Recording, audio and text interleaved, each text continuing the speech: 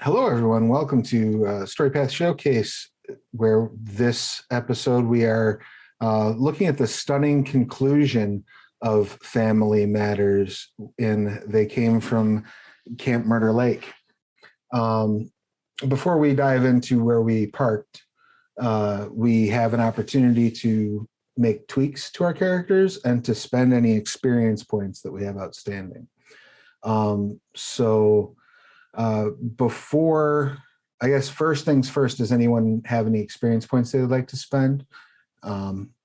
Keith. If you go Where to... are the experience points?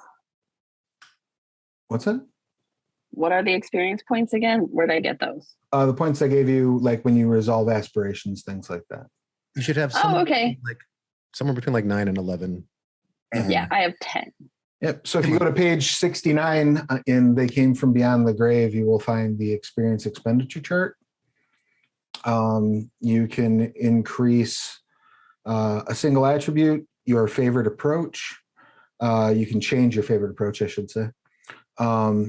You can purchase a new dot and a path. Those are all 10 experience points each. You could buy a new archetype trope for 3 experience. Buy a new trope from a different archetype for 5 experience, or add a skill or trademark for a skill dot or a trademark for 5 experience. So those are your options there. Once you've made any purchases that you'd like to make, you do have the opportunity to make tweaks. Tweaks allow you to shift 1 dot from one skill to another skill, or from one attribute to another attribute, or you may shift out an existing aspiration and replace it with a new one. If you resolved your aspirations last session, any of them, you need to craft new aspirations. Make sense to everyone? Does anyone have any questions about spending experience, or has anyone spent it and want to tell us what you bought? You can buy a new attribute, you said? A new dot? Yeah, a new dot and an attribute for 10 experience. So a path gives you what? Gives you like points in the skills are related or something like that? Yeah, so when you raise a dot and a path, you get it just like you get from your first dot and a path. So you will get a contact and 3 dots in skills. What comes in? Or you can increase your existing contact by a dot. I can't decide if I want to increase my archetype path or my dark agenda path. I'm trying to think about what did I commit to more. I think I committed to my dark agenda path more. That's a valid assessment. But all those skills suck.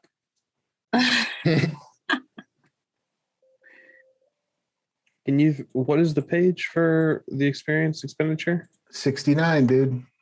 Outstanding. Nice. If I want to do my path, I just put another dot in each of those areas. So if you spend the 10 experience points to increase your path by 1, that means you get to add 1 dot to the contact in that path. Or pick a new contact that you can also add at 1 dot. You also get 3 dots in skills to spend among the 4 skills that are marked as part of that path. Okay, I'm going to do that one.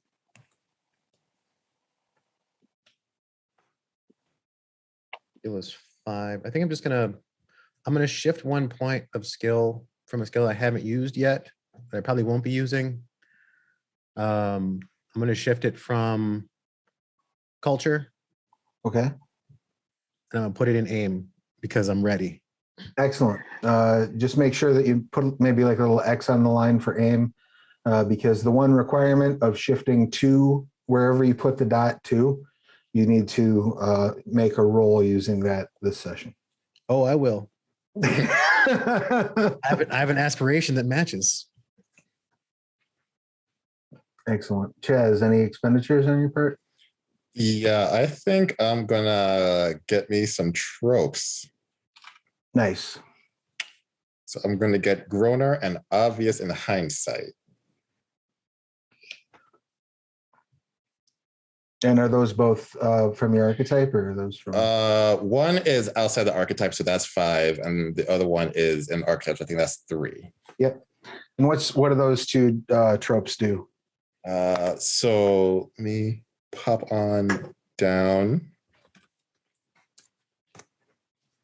So, Groaner, your jokes are awful, but you get your friends laughing anyways. Once per game session, when you use a quip, any negative field in the scene is resolved. Oh, nice. And then let's Really? see. That's a nice. And Okay. then the obvious in hindsight one is, come on, where are you? No, I just saw you. You're not sure what's going on, but something feels wrong. Once per game session, you may ask the director the location of the killer in the scene. Even if the player characters are unaware of its presence, the director must answer truthfully. Okay. Call is coming from inside the house. Excellent. Allie, have you decided what path did you want to raise? I guess I should say. My jock. Excellent. And what skills are you picking up from that? I'm adding to aim, athletics, and close combat. Good call. Good call. And what contact does that increase? Is that like a person that I know? You have like the connections. You have like the baseball So- team. Yeah, I Mhm. just added my dad who owns the tow shop / junkyard because we talked about it last time, but he Oh. wasn't officially on my contacts. So I just added him to my contacts instead. Beautiful. I think it's extra funny that he's attached to your jock path as opposed to like your, Andrew, childhood. number what? He's both. He's my troubled childhood and my jock. Tell her to live in the family. Your intensity is for shit. Why aren't you in uniform? No, I know exactly what your dad's gonna sound like if you actually speak to him. I will physically kill you. Just getting flashbacks of Peacemaker. Watching that show. All right. My and dad, the White Dragon. And Gilbert, what did you spend your points on? I bought a dot of empathy. And I'm gonna also purchase the trope. Come on out, will you? You developed a keen sense for knowing when you're going to get jumped. Once per story, when you audibly challenge someone tracking you down or hiding in your vicinity, they must reveal themselves immediately. Fuck that kid, dude. Funny. I love it. That's funny. So I'm just gonna come out and say this. My new short-term aspiration is to encourage one brother and one sister of any brother and sister to get along. All right. Motherfucker. Is that your only short-term aspiration that you've added? Yeah, I mean, I could put forth where I could coming on the second one, but like this is the one I'm just going to focus on the entire time. That's fair. That's fair. And what aspirations did you add, if any, Alan? Me? Yeah. I added being mean to Gilbert. Not Thrash, Gilbert. I couldn't remember his name. And then getting a group of people to pay attention to me. Excellent. Any aspiration changes, Gilbert? Yeah, I needed a new long one. I'm gonna try to get the sister the help she needs rather than punt her into the fucking lake and watching her drown. Yes, sacrifice over her. Oh boy. Excellent. Story of this death and dismemberment. And any new aspirations for you, Alex? Yeah, I have. So I added this at the end of last session, but I have participate in a chase and shoot at a child. I remember now. Yeah. I remember that one. Doesn't have to be a gun. Doesn't have to be that child, but this is gonna happen. Excellent. It's a good decision. All right. So when last we met, when we switched reels, Dr. Loomis had apparently like butt dialed you or panic dialed you in the last moments of her life. Choke dialed. Yeah, it was gurgling on what sounded like it might have been blood.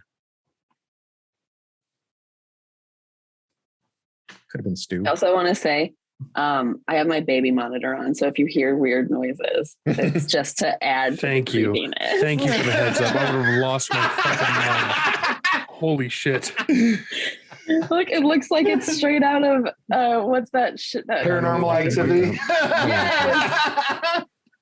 You didn't have to show me that. Would have cost you nothing. Would have been just free. No, Travis, maybe you know the name of this because you're like a horror movie, dude. Sure. But what is that called? Like the ring movement where it's like they're here and then it's like boom. It's like boom, and then Oh god. Oh, like staccato editing like where they it's don't like, actually travel. They just kind of like Yeah. yeah, you I get hate that. by like you can get that by like taking out like every third frame of the motion and whatnot. It's also used. It's an editing technique that's Busta Rhymes used a lot in his videos. yes. I hate that. The Grudge is Hey, Buster just Rhymes. in my mind Busta forever. You hate Buster Rhymes. No, I don't hate Busta Rhymes. I hate the people. I go like this. I love Busta Rhymes. He's not scary. The Ring Girl and the Grudge Girl are so scary. I like Busta Rhymes. Hey, I'm glad that's been established. All right. So yeah. Yes. But what about the editing? I was just curious as what it was called because I couldn't Oh. remember if there was like a name for it. I don't know if there's a specific name for it, but I know how the technique is done. I don't know what. Sorry. No, Total it's fine. aside. We can tangent. I understand you're all just trying to shove the inevitable back a little bit. The baby monitor got whipped out, okay? Just trying to settle myself. Trying to attain a nice level of calm for this. Yes, John Spartan. Yeah. Nice. So yeah, you're still on the phone. Oh yeah, I had it on speaker and I had said something to the effect of, well, it could be anything. It sounds like There was crunching. Sounded kind of moist. Do you think he's like eating chips and then drinking a soda? Wait, no.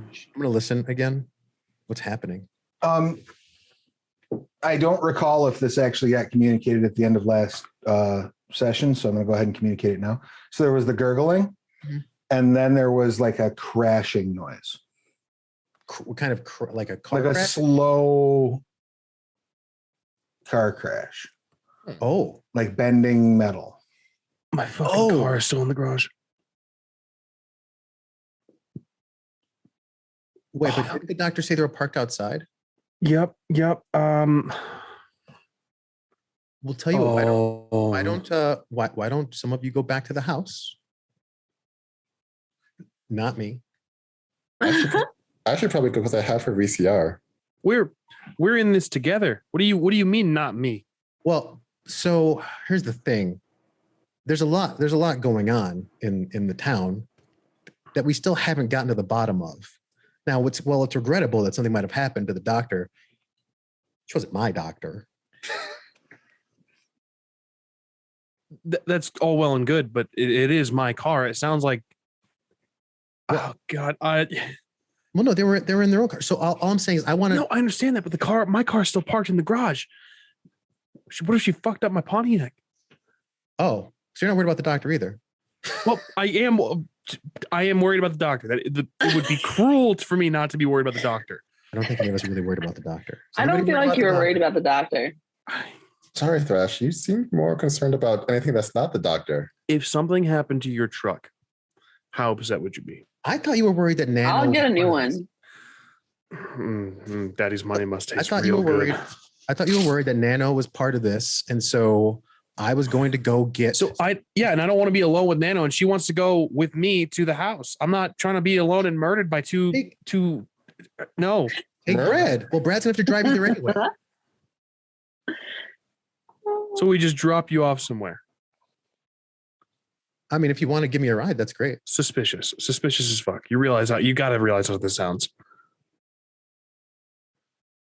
What? That I want to get dropped off somewhere? Yeah, no, okay, guys. All right, look, we're in this. We all know what's going on. We all have no idea what's going on. We're all on the same boat, right? Mm-hmm. All right. So I propose blood pact. All right.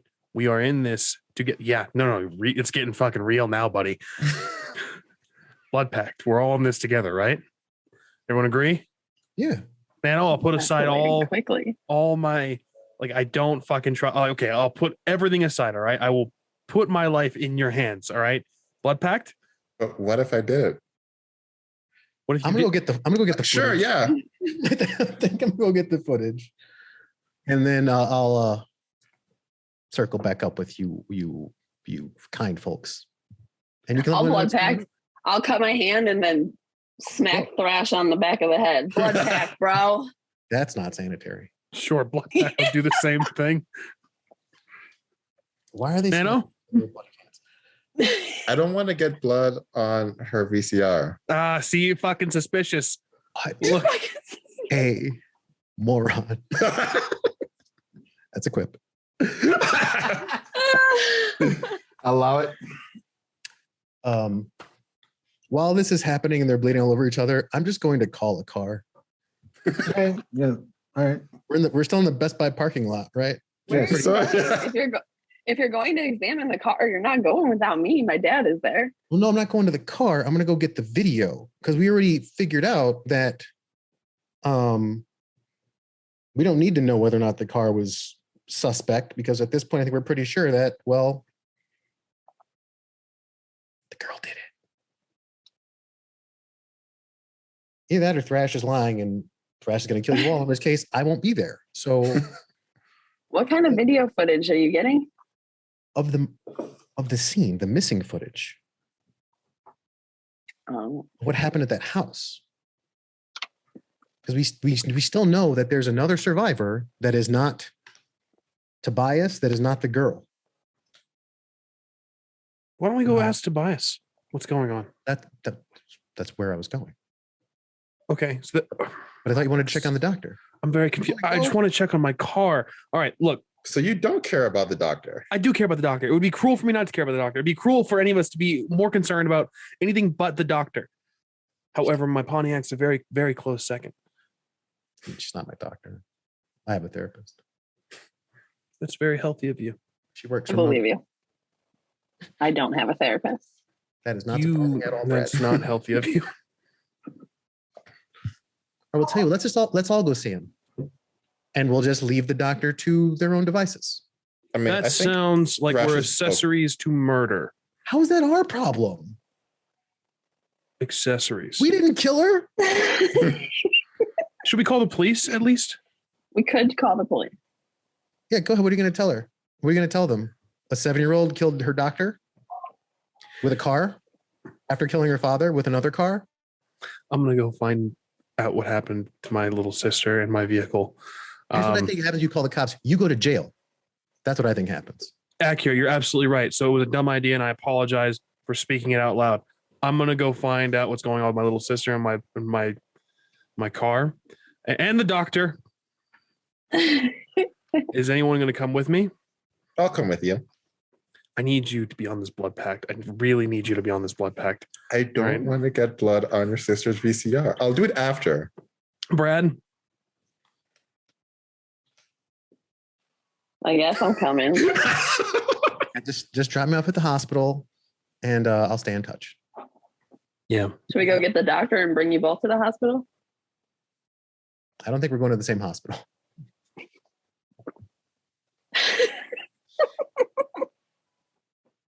Are you sure? Yeah. I mean, it sounded like she could really use a doctor. I'm not this kind of doctor. Sounds like her brain might be on the outside of her head.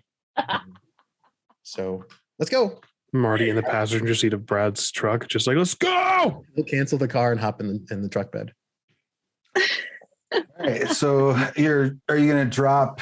And I'm sorry, Alex. What was your Colin, character's? Colin is my name. Colin Culpepper Colin. Jr. That's right. Yeah, you're going to drop Colin off at the state hospital on the way. If it's on the way, sure. Brad, hear me out. You don't it's fucking a little have to out do of the that. way, but you can absolutely do it. He's in the truck already. You don't have to do that. You could just kidnap him. We could all be in this together. We could look blood pack, me and you, right? We could just keep fucking driving. What's he gonna do? Jump out? Brash, you're pretty mean. What? Well, I didn't say anything. Realize I can hear you. I can hear you.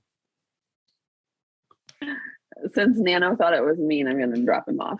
All right. You drop him off at the state hospital and start heading over to the house. What are you doing when you get to the state hospital? So I will go to the lobby. Okay. I'm going to use whatever phone they have available there to actually call the university. Okay. I'm going to see if I can ring Nurse Becky's desk. Sure. Just want it noted that the moment Colin gets out of the car, I'm just like, It goes to her voicemail because it's night. Oh, it's a damn shame. Hopefully you check these on the regular. So I know you told me to stay away from him and to kind of stay out of your business, but I'm worried that some lives are at stake here. We could really use some information your brother might have. So I'm going to try to get in to see him. I'm going to lie if I have to. It's probably go easier if you get here. Call me. I will leave for my number. Colin, All right. you know me. You hate me. I hang up. All right.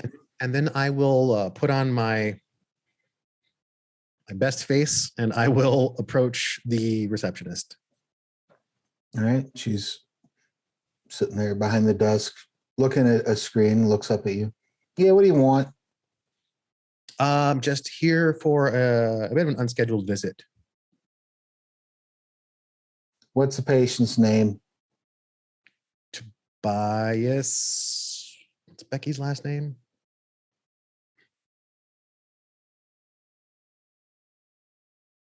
Tobias. I don't think he has a last name. Tobias Smith. He's in room 314. Are you a family member? I suppose you could say so. Well, it doesn't matter what I say, sir. It matters what you say. Are you a family member? Yes, I am. Go on in. Good luck. She hands you, she like grabs like a face shield, Okay. like a clear face shield, and hands it to you. For your protection.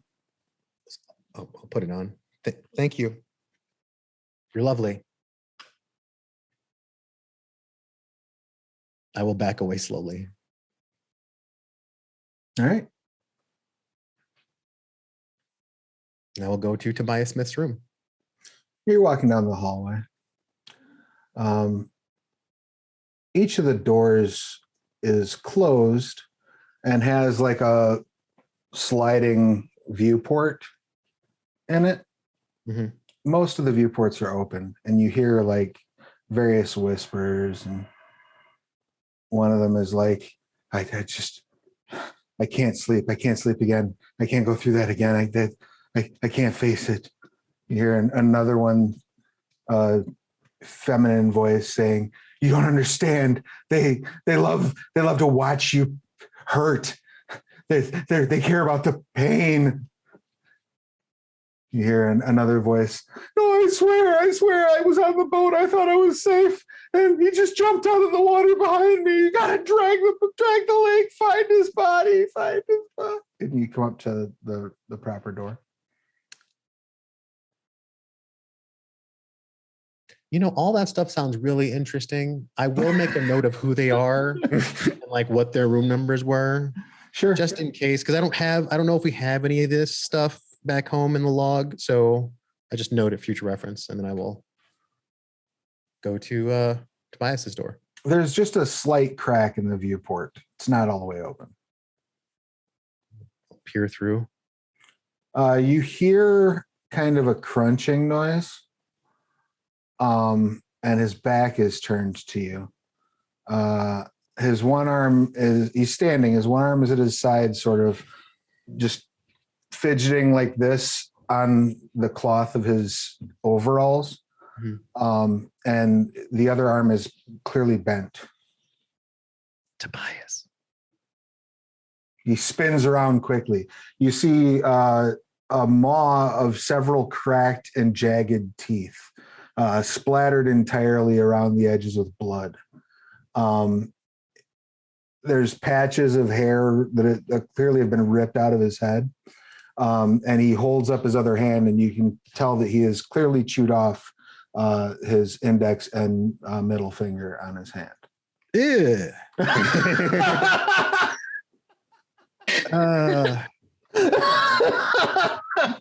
Feed you all here? Does the door open from out here? Yeah.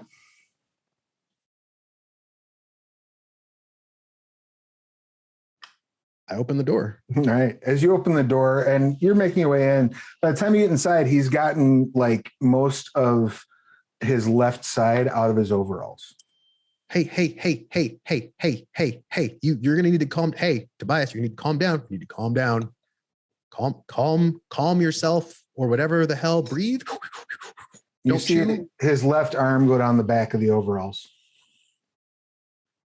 You better not be grabbing poop. With his hand back there, I will put my hands on his shoulders and kind of shove him toward some sort of surface, whether it's like a chair or like his bed or something I can put his ass on. Try to get him to sit down. You shove him down on the bed, and you audibly hear like a gaseous report. Don't you dare take that hand out of those pants. as the waft of malnutrition and self-digestion reaches up and smacks you about your sinuses. Oh, man. Okay, look. Can you speak words? No? Okay. He takes his hand out and just starts eating. No, wrong hand. Don't do that. Don't do that. No. I would like you to go ahead and roll whatever resilience attribute you think is most appropriate. You know what? Here's what's funny. They're all the same. And empathy, I guess, would be the skill probably. Yeah, I got some of that too. Okay, cool. So this is my diaper changing skill, right? That's what we're rolling here. It's effectively to see if you can withstand what's wait, happening. but I did. So I get +1, right? Because I moroned earlier. Yeah, because you equipped. Yep. Okay.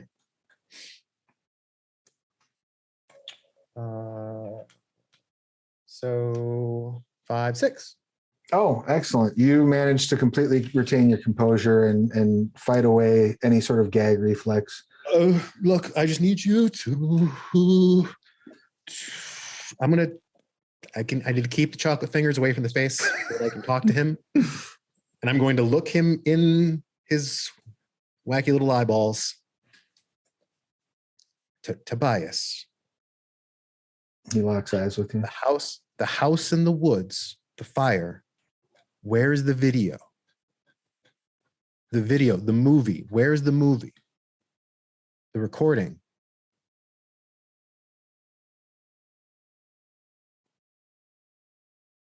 He looks around conspiratorially. It's just us. Look, I want answers, and I'm trying to get to the bottom of this so that we can end this. He drops down onto his knees and starts chewing on the side of his mattress. That's cleaner. You notice pretty much right away that he is pulling at like a secondary seam like a seam that was added later.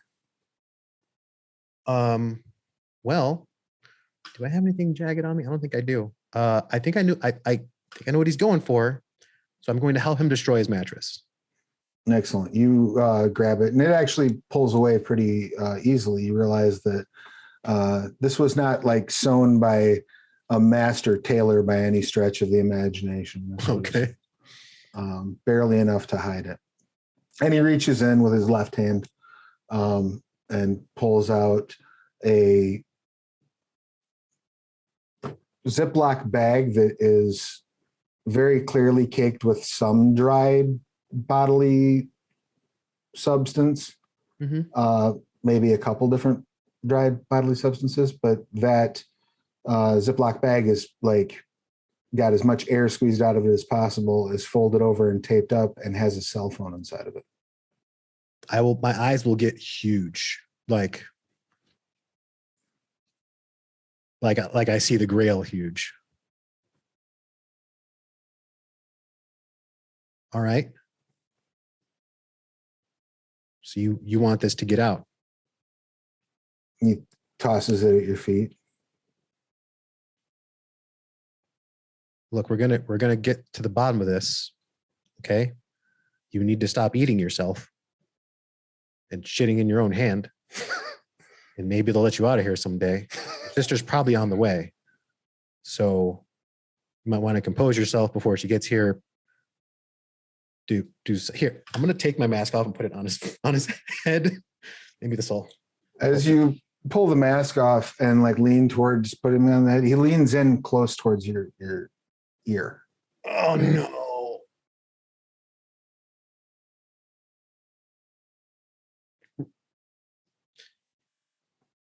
Is he saying anything? Are you gonna wait to shove the mask on him? Just don't bite me. I hold it. He says the last thing that happened before the explosion. They fed me. And he fucking clamps down on your ear. So I need you to go ahead. Let's do it. You all right, Gilbert? We're starting strong, man. We're starting strong. Right. I was waiting for this, so I would like to at least. Saw it coming, but God, still, man, fuck. Well, I'm a truth seeker. I can't not listen. Well, now you can't listen, so you'll be okay. So, yeah, I will. I'm gonna try to get out the way. All right. So what resilience attribute, or are you going to use like dexterity? Actually, no, I'm going to go with my stamina. I'm going to go with my dogged persistence, which is a trademark of mine. Okay, excellent. So you're going to apply the trademark. So that gives you +2 dice to this roll. And if you get 3 or more successes, you get directorial control. Stamina's 4 + 2 is 6. I got 3. Excellent. You don't so much dodge as you slam the mask over his face, like as it smacks into your ear. Oh! He's like a piranha, like clamping at the glass. Yeah. You see? Go ahead. I was going to say, with him trying to bite at me and the mask, I will do what any smart person would do in this scenario, and I'm going to kick him with both feet. That way, probably back toward the bed. So I'm going to try to go that way. All right, go ahead and give me a close combat and might, I suppose. I am not fighty.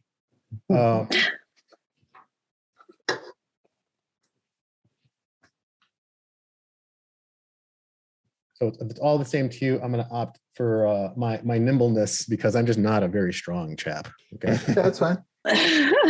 I'm going. This is my best Jet Li impression. 1. All right, so you like do your best, like, bat rock the leaper. Like you jump up and like kick him in the chest, and you fly one way and he flies the other.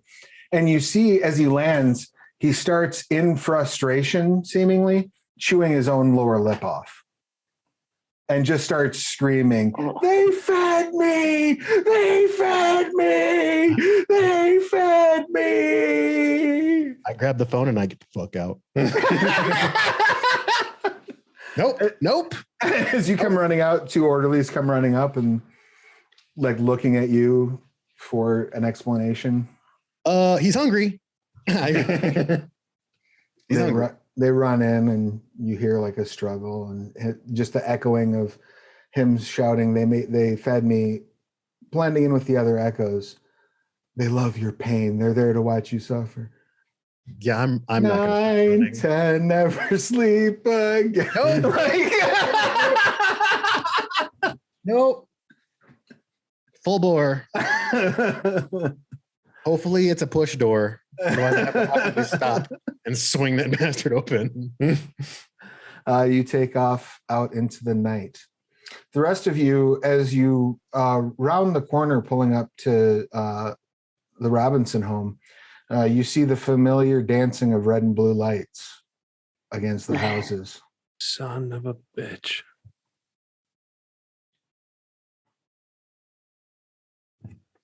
How do we want to play this? Oh, I would have just kept going and pulled right in your driveway. Yeah.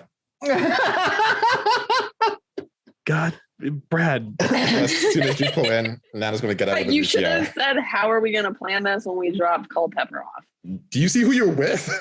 As you pull into the driveway, you see that there is a police officer in uniform standing there with a notebook talking to Mrs. Robinson and to Daisy. Oh, fuck. Mrs. Robinson kind of looks over and like waves you over. Brad. Blood pack, dude. Swear to God. Nano. Don't fucking touch anything. I'm going to go over. I'm going to go with him because I thought Blood Pack meant to stay together. All right. As soon as Mrs. Robinson like reaches over and hugs you and pulls you in close and hugs you for maybe just long enough that like it might feel a little strange to you. It definitely registers as awkward to everyone else who's standing there.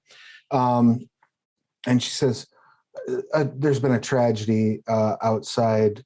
Can you just take Daisy up to her room or something and keep her occupied? I'm just wrapping up with the police now. Yeah. Me? Yeah. Or him? She's talking to Thrash, but Yeah, sure. Come on, Daisy, and I'll reach my fucking hand down. she very gently wraps her hand just around your pinky finger and Yep. looks up and smiles at you. Yep. I'll give the best smile I can back down to her and pretend like I don't know what the fuck she did.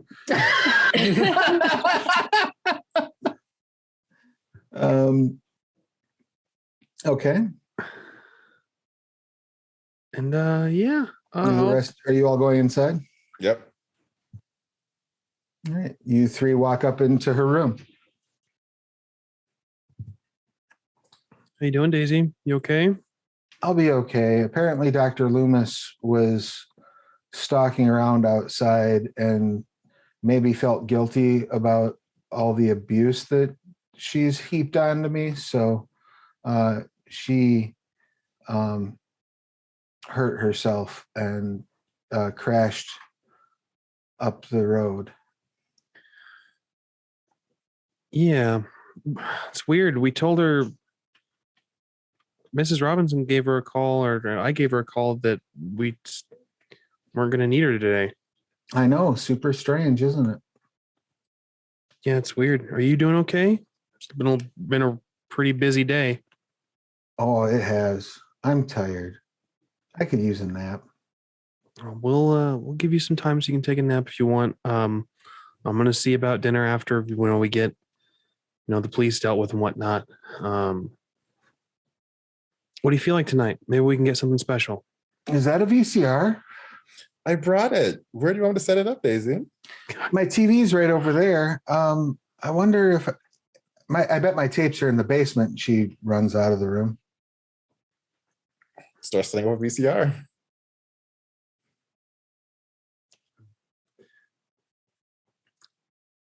I'm not saying jack shit. Nothing. I am in close vicinity to a demon. I'm not saying a fucking thing.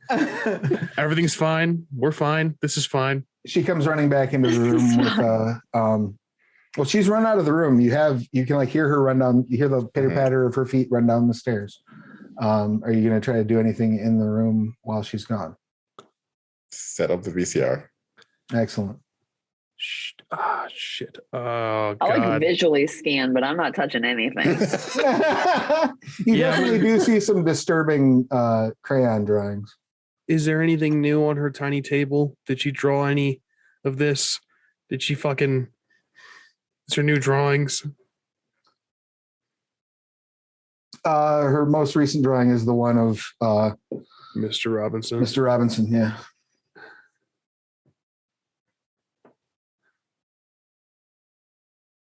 Fuck. I'm not touching it. I'm not. Nope. No, fuck. No. You hear her come running back in. She's waving a tape around. What's that one? It's Mr. Rogers' Neighborhood. Right on. It's one of my favorites when I was a kid, too. She pops it in and starts watching it. And says, I would love some popcorn. Come on, guys. We Nano, are you cool? Is the VCR set up? Nano, are you good? Oh yeah, the VCR set up. Right on. Do you want to go help us make some popcorn downstairs? Daisy, we'll be right back up. I'll do that. Daisy, you have such a nice brother. He's pretty good. Then I will head on downstairs.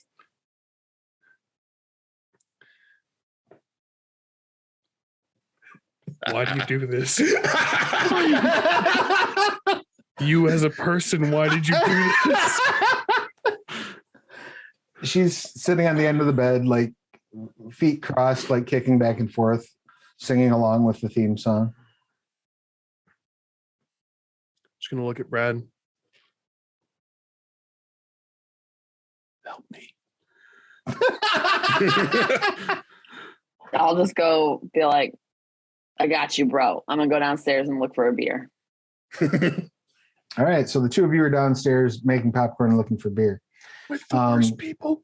Across town, how are you getting away from the hospital? After I stop running Okay. and realize that I don't know where I'm going yet, and I've just kind of been running away from the smell of poop and the screams and the bitey. I check my ear again, make sure that there's... It's all there. In fact, as you focus on your ear, you hear something in the distance.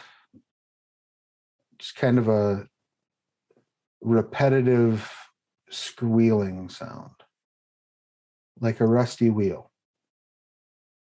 The hell? Go ahead and give me a integrity cunning roll if you don't mind. Sure.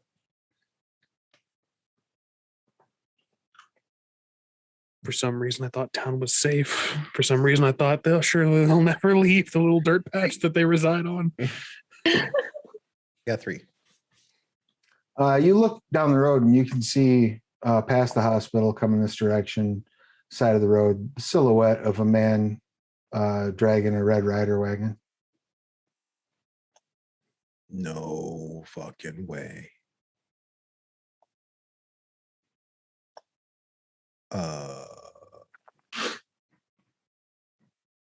I almost put the bag phone to my ear. I don't want to use this one because there's still got stuff on it. So I'll just kind of shove that one in a pocket. And I'll get my phone out. And as I'm going to start walking, I'm going to make sure that I'm keeping pace with the creepy person with the wagon, so that I'm at least moving their speed or a little faster. And I will call our delightful jock friend on the phone. As you are pulling a beer out of the fridge, your phone rings. Go for Brad. I'm being followed by a creeper with a wagon. Who is this, bro? It's Colin. What? I thought you were at a hospital. I'm done. I got what I wanted from the hospital, sort of, kind of, maybe we'll see. But I'm walking down the road and I keep like looking over my shoulder. He's there. I keep. Wait, did we decide that this is present time or is this a different time? This is present time. Okay, I was It's checking. mostly present, except for the guys in the gym because they dress like it's Porky's. It's their gym coach's orders. He's trying to relive some glory days. Well, send me your location. We can come help you out. I'm at the corner of 4th and Hilton, and I meant like on your iPhone. Dude, I'm not getting off this call. This dude's following me. You look back and he's not there anymore. Fuck. I run. I run as fast as my nimble feet will carry me. Yeah. Go ahead and give me athletics and whatever you feel is most appropriate roll, please. For running my ass off. Yeah. Stamina would be good. I feel like we're gonna go. Yeah, we're gonna run hard. Run so hard. The call's still open. I'm just running now. 3. I'm really trying to get you to share your location with me via text. All right. Yeah, you're beating feet and you run for like 3 minutes, like flat out, like peak speed. Remember my breathing. You sprint for 3 minutes, and that's about what you got in you. I keep yelling street names. 3rd and Hilton. By that time, the popcorn's done popping. So you going back upstairs? Well, I'm listening to what's happening here. Okay. I'll probably be like, I gotta go pick up Colin. Do you want to come? Yeah, I'll just like leave this at the bottom of the stairs and then go with you. You motherfuckers.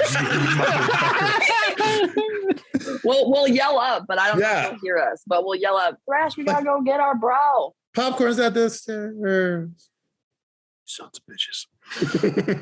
When they said blood pack, they mean like your blood. Yeah, dude, like they're gonna bathe in it. But the thing is that I like Colin more than you. Completely understandable. I'm not a likable person. So maybe you could try to hear us. Maybe you hear us. I don't know, but we didn't try that hard. Not really. The two of you get in the car and take off. You're sitting in the bedroom with Daisy, and she doesn't take her eyes off of Fred Rogers as she says to you. Relatable. She says, Dr. Loomis shouldn't have been here tonight. Yeah, I agree. You know she had a gun with her? I didn't. What do you think she was going to do with that gun? I don't even want to think about it, Daisy.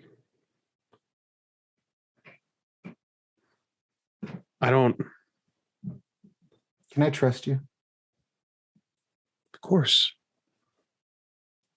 Of course. I saw her parked outside. And I snuck into the car behind her.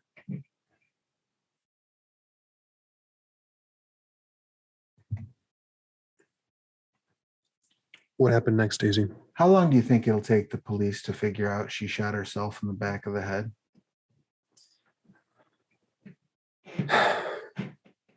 I don't know, kiddo. But I'll tell you what. And I'm going to pause Mr. Rogers' Neighborhood. Don't you dare. It looks like visibly shaken when you do. Yeah. I'm going to grab her tiny hand. I'll tell you what, kiddo. I'm hoping that it'll be long enough for you and me to figure out what we're going to do. She puts her other hand on top of your hand.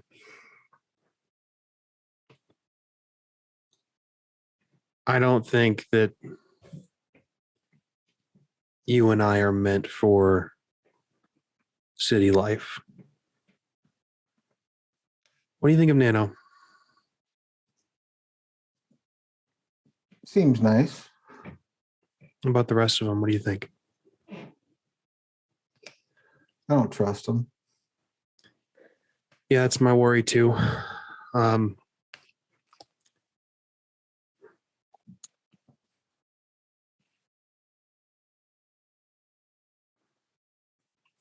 I think we should go and go back to the farm. I was thinking that too. I don't know if I necessarily trust everybody else. I do like them though. I want to test them. So tonight, I'm gonna see if they're trustworthy. And then because I'll be honest, kiddo, I don't know. I can't always keep you safe. It's not me and your uncle. It would be just the three of us, and I want to make sure you have the family you deserve. Oh, that'd be the best thing. I wished for that very thing earlier tonight when I was talking to my Barbie. She pets the Barbie. We're gonna see. We're gonna see if they're trustworthy. We're gonna see if they can be helpful at the very least. And if they can, great. If they can't, well, I'm a really good actress. I'm gonna be on TV someday. So if you need something, you can tell me, and I will play the part. I'm gonna hug her.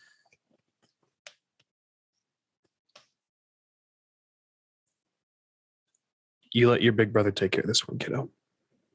You get some rest, okay? Okay. She jumps into bed, tucks her Barbie in, and then lays back and just goes right to sleep. Just drifts right off like a little angel. Yep. Now I'll close the door behind me as I leave, just very carefully. See the fucking popcorn at the bottom of the damn stairs. You see the popcorn at the bottom of the stairs, and Mrs. Robinson round the stairs, finishing off a beer bottle.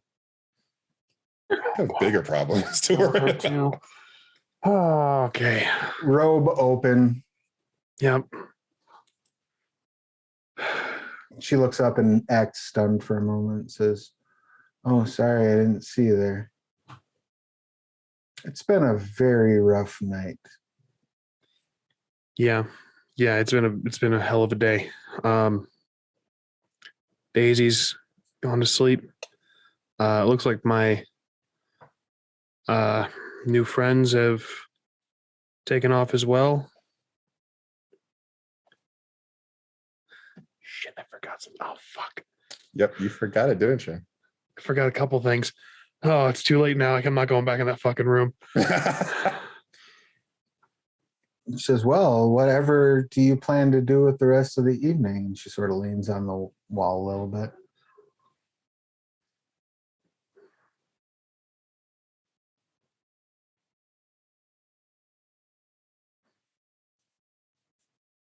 I'm going to make a roll, just a personal. Change his name from Thrash to Smash.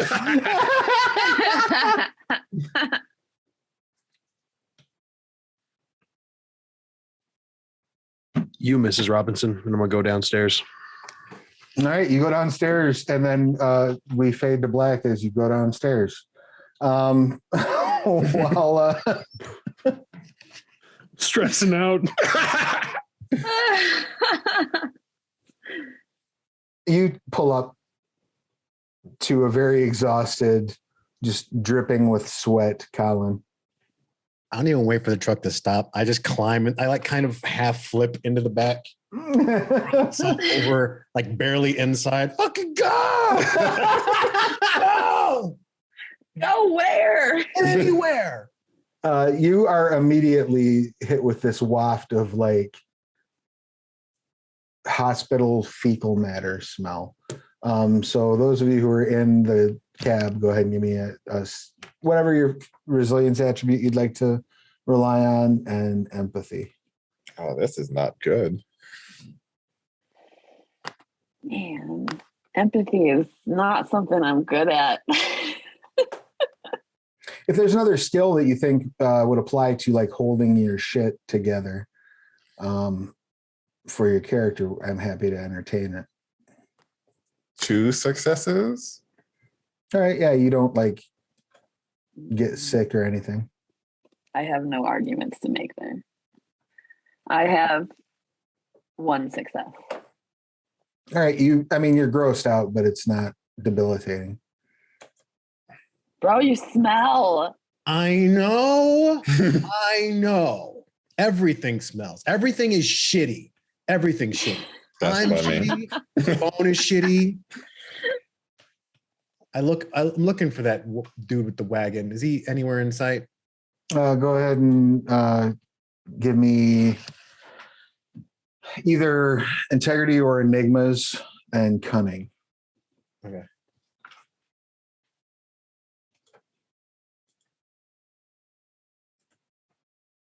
Okay. So I got 3 10s. All right. Wow. 3 10s and an 8. So that's Damn. 2, 4, 6, 7. You're looking Fuck is around, he? and you see him about 2 blocks down, walking parallel, like he's heading over towards the Robinson place. And that was how many successes? 7. Excellent. You also notice as he's stepping, you see like a jitter, and he is like all the way across the street. Move, drive, go. Where he's going to? I think he's going to the Robinsons. Fuck. Did we go there?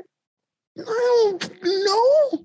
Where's Thrash? Maybe you should call him Thrash. He stayed there. He was watching Mr. Rogers' Neighborhood. Trust me, you don't want my phone. Nano called him. Yeah, Where's I Thrash? don't I know. wonder where Thrash is.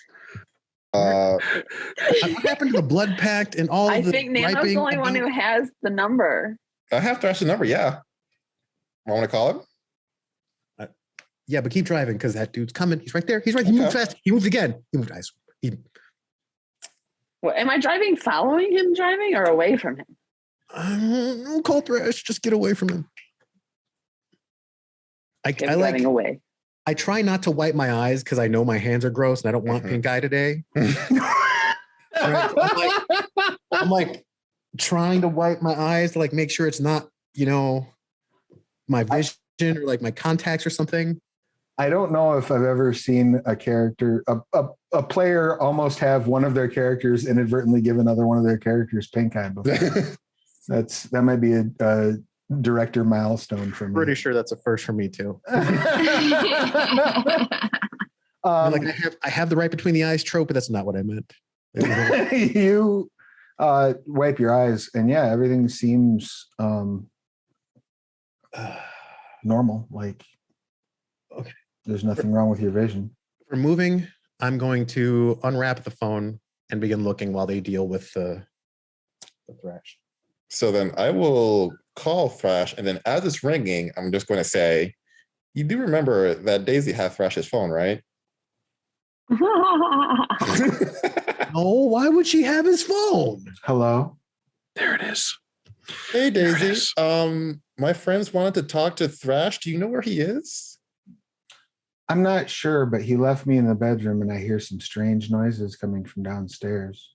You should absolutely go Wait. check that out. Thresh is not that, he's not that bad a brother. He would never leave you alone.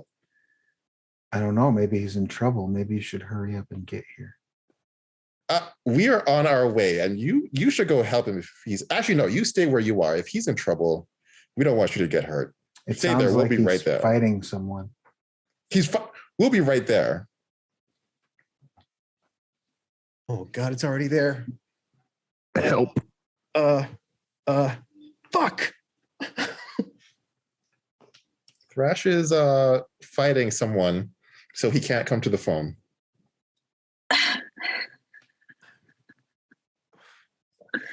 The bro has no quit.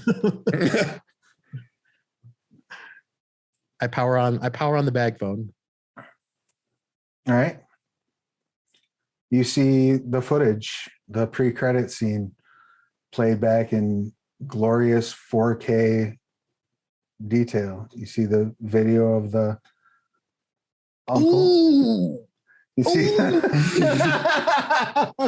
Oh, Pinned to a wall. oh, damn. and you see as he's laying there bleeding and finally like starts moving, but his skin burning a little bit, like he rolls to put himself out. And as soon as he rolls to put himself out, like he brings the phone up to look at himself, and then he looks over and just, oh God. And you see a handful of like burning meat get shoved into his mouth. He says, and you hear the uncle's voice. How's your friend taste? Oh, we ain't done with you, not by damn sight. So where is Daisy? So Daisy does not appear in the footage? Not from any. I don't think you were ever at any angle that you would have seen her. Only if she had happened into view when I was in the parking lot pretending to be dead. Like that was the only time it would have happened. Yeah, I mean, like off in the distance, you see some movement, and you can kind of like rewind it. It's really hard to read on an iPhone screen, but if you go ahead and give me a technology, whatever. Sure, I can do attribute. that. I'm a smart guy. So intellect technology. Mhm. So what do trademarks do? Does it matter? Trademarks give you plus 2 dice, and if you get 3 or more successes on activating it, you get directorial control of the scene. Okay. I would like to where there's your problem myself. Can I do that? Yeah, absolutely.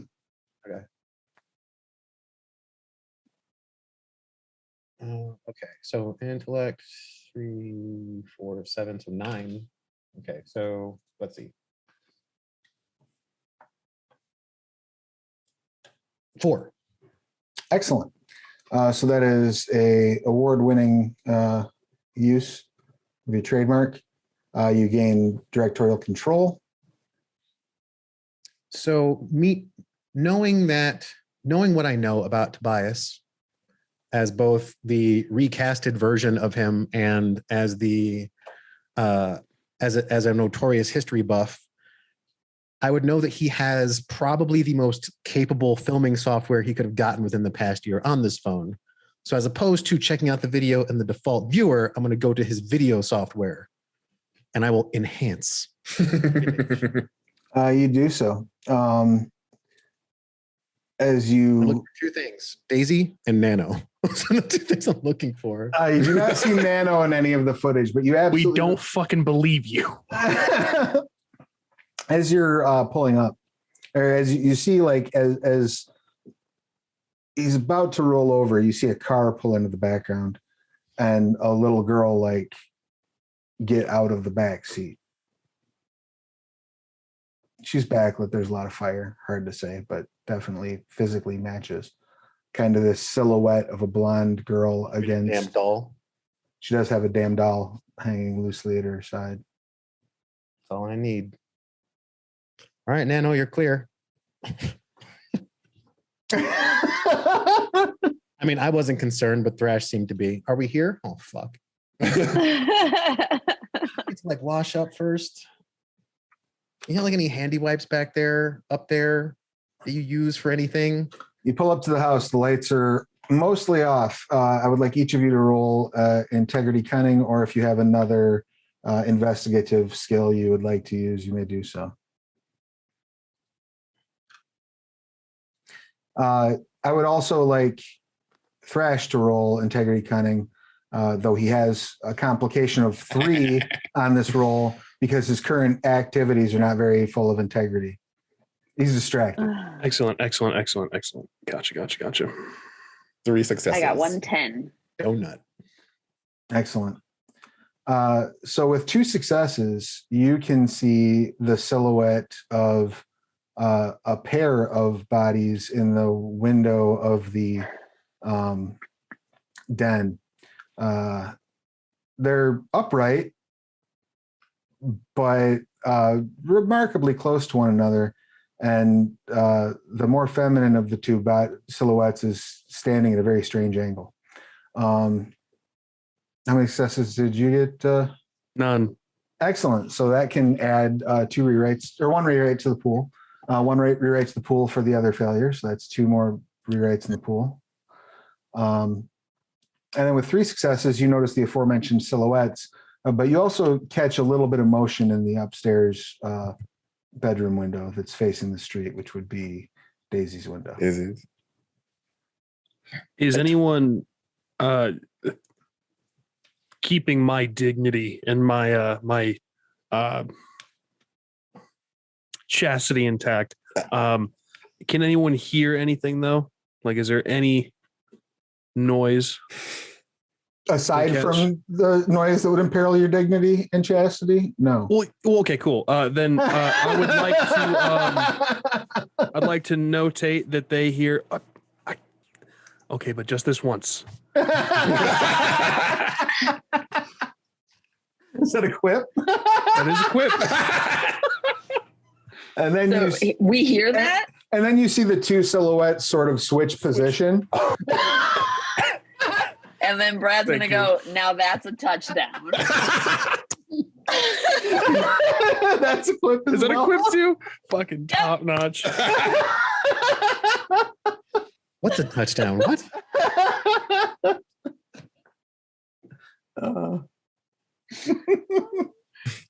Moron. Gross. Fantastic. That's my second moron today. I didn't Excellent. know how I was going to use that quip, and I'm glad it came out like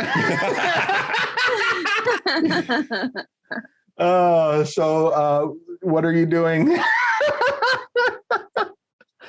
Now that you're all quipped up, what would you like to do?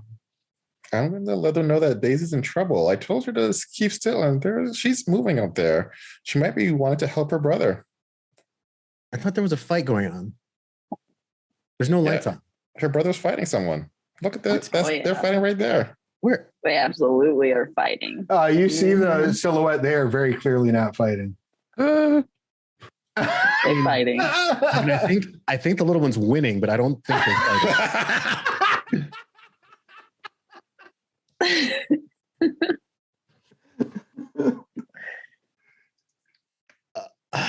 All right. Fuck this. I'm going to get out of the truck and I'm going to stride across the lawn Excellent. up to their front door. Yes. I'm going to ring the doorbell. That's Okay. less fun, but You all hear the doorbell, like everybody in the house hears the doorbell. Mrs. Robinson grabs you by the back of the neck and says, ignore it. fucking sure. Whatever she wants. I don't give a shit right now. I'm forgetting my woes for right now. There's no answer, but you do hear struggling inside. We're in suburbia, right? Yes. I'm gonna look around for like a fake rock or something like that. I'm like, where's the goddamn key? And I'm gonna look around for a second. That's how they quit. You see, very good. You may add another +1. So you have two. You have a +2 and a +1. Okay. You see a very clearly marked like fake rock. This is my job. I know real rocks. It's the only thing I know. Like, aha!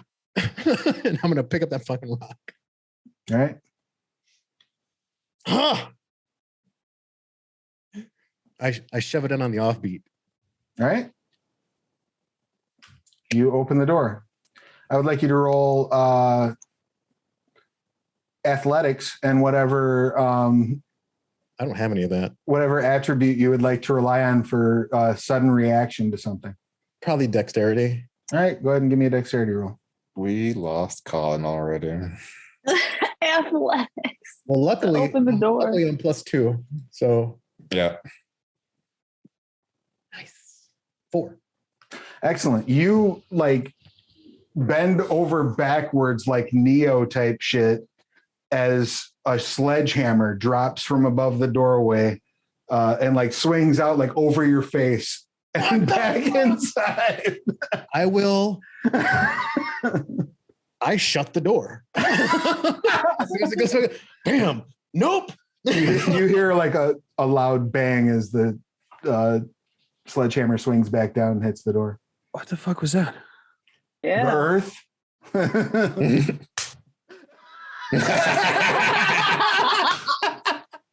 Hold on. Take it out for a second.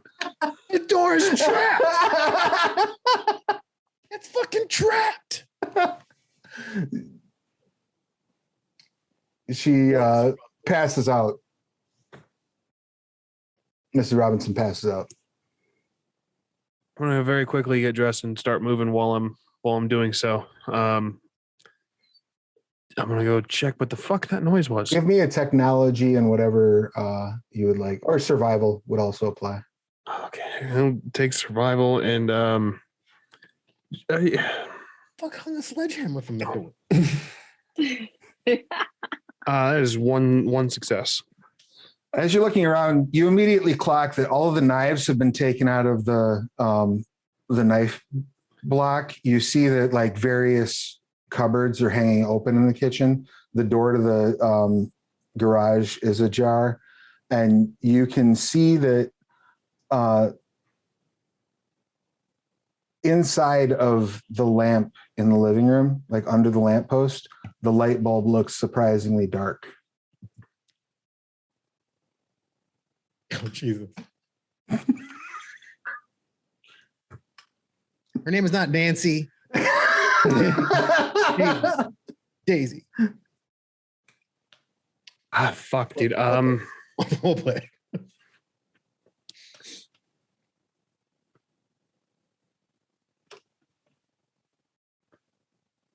Shit. This feels like I don't want to use it yet.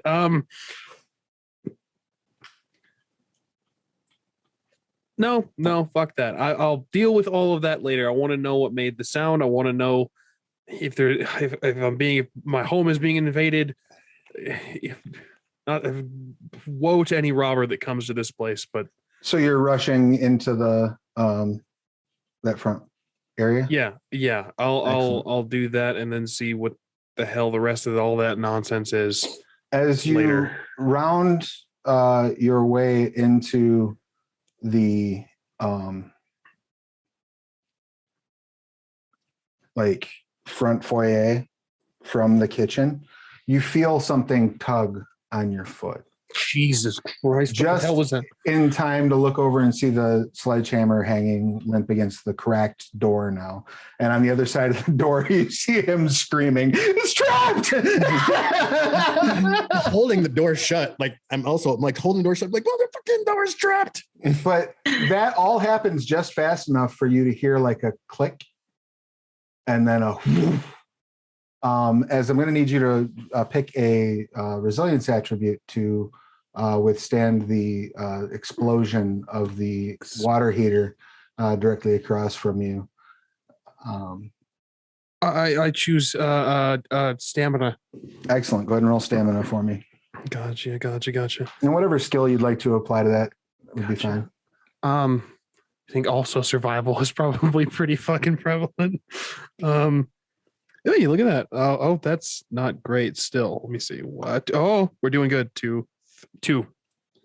Excellent. You lose 6 levels of health as Holy shit. this God. explodes and blasts you back into the kitchen. That makes all the The sense. 3 of you on the porch, what attributes, stamina and what skill would you like to use to cope with this? I guess integrity. All right. Well, like you're just stoic enough to withstand? Like, I mean, cool guys don't look away from explosions or something? unless I can use close combat, I got nothing else.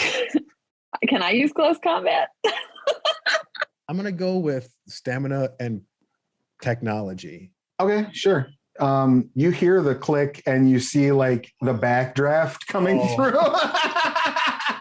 No. Well, I'm +1 for this one. Thank you, Quips.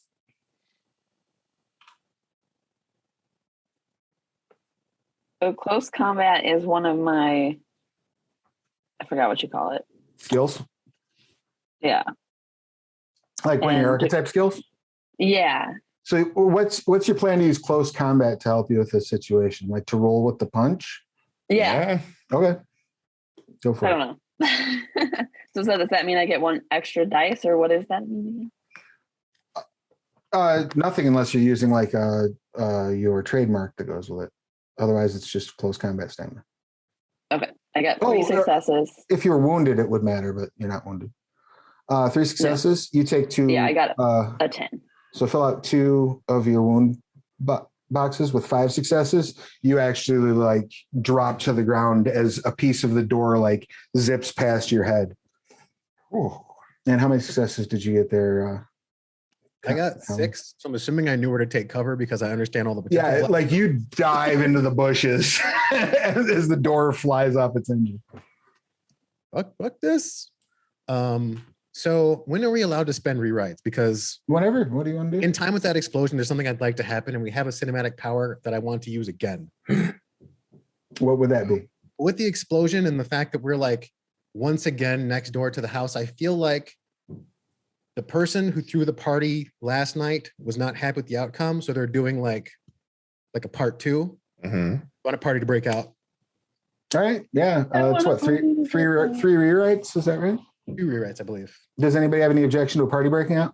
I love Absolutely it. not. Absolutely not. Fucking Give me all love the it. witnesses. I need witnesses. Excellent. There's an explosion. People start pouring into the party next door.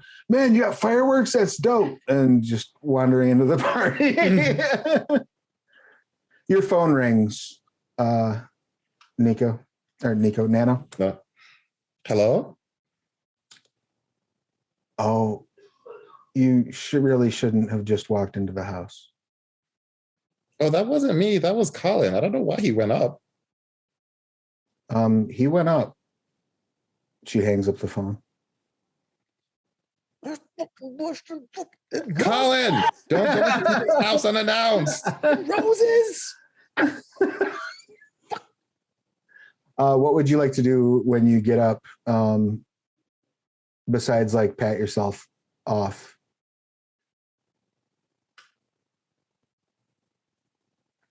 Me? Yeah. Fucking Fresh. Sorry. uh,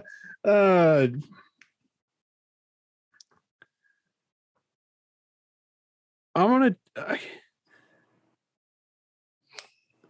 Is it very clear that Mrs. Robinson's either okay or definitely not okay? She Like, doesn't with seem to that- have responded. Do you want to run back in and check on her? Oh God, sure. All right. You run back into the room to check on her, and you see Daisy is standing at the foot of the couch where she's passed out. Daisy, are you all right?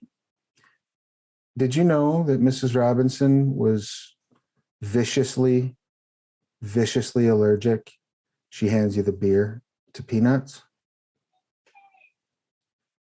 You see there's a peanut floating in the bottom of the beer. That's why she passed out. You thought it was you. Yep. She puts her hand out. Anyway, we should get ready. Yeah. Oh, are you okay? Oh my goodness. She like opens her backpack and pulls out some Silvadine cream. I'm Team okay. Daisy all the way. I'll God be all damn. right. I'll be all right. I just all right. Let's get outside. Let's make sure. Let's go out the back door. There's creepy people out front. Okay. Yeah. Sure. I'll be right there. I'm gonna let me grab a couple things real Do quick. not go out there. I booby trapped the whole house. Sure. Yeah. Okay. We don't have time. Come on. Okay. He runs out the back doors. I'm gonna just run with her and pray that my friends can find me. All right, out front. What I'm are you all basically doing? a hostage at this point.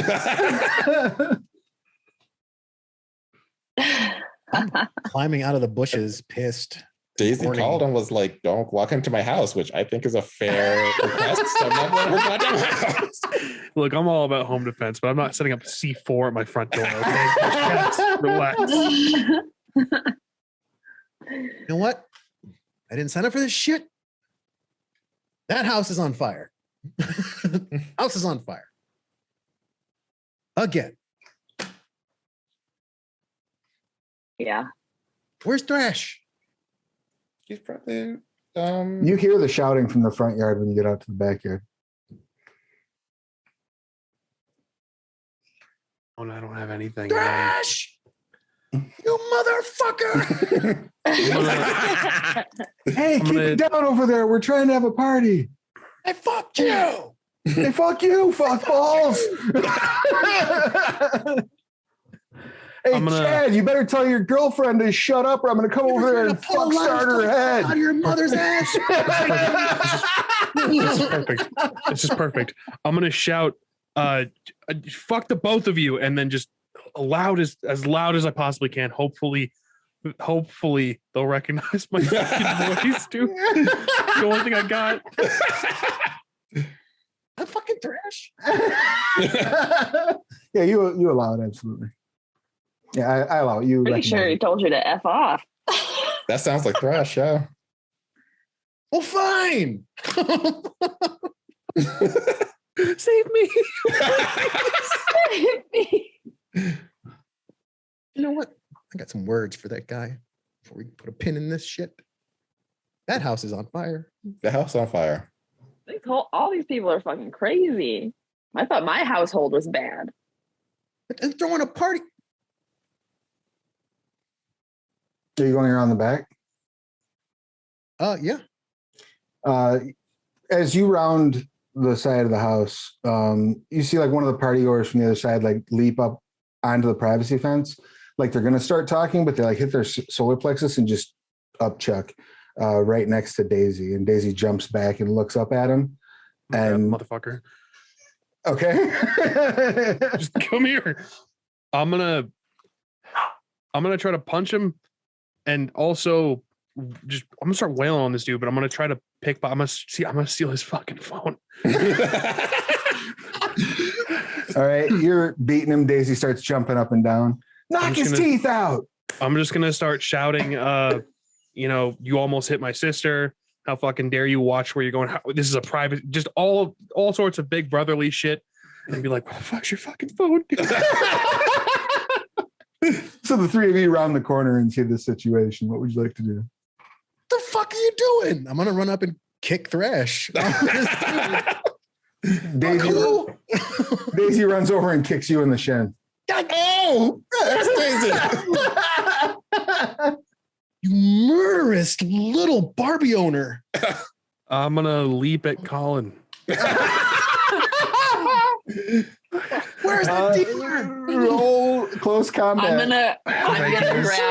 I'm gonna grab Thrash off him. All right, so everybody should roll their lowest Some of mob combat. dexterity plus empathy.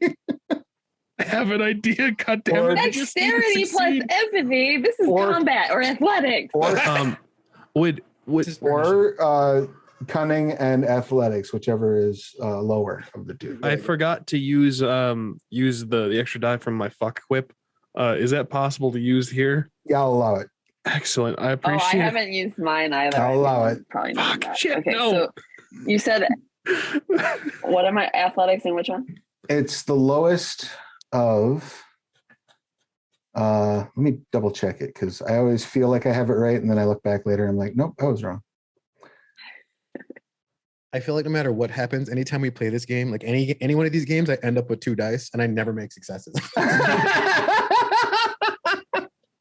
It's always 2 dice.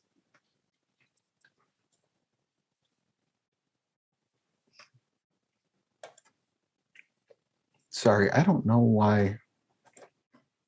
I'm having a bit of a problem with Adobe Acrobat lately, not behaving itself. I uninstalled it and everything. So please bear with me for just a moment. As Can I pick your brain while you're doing that?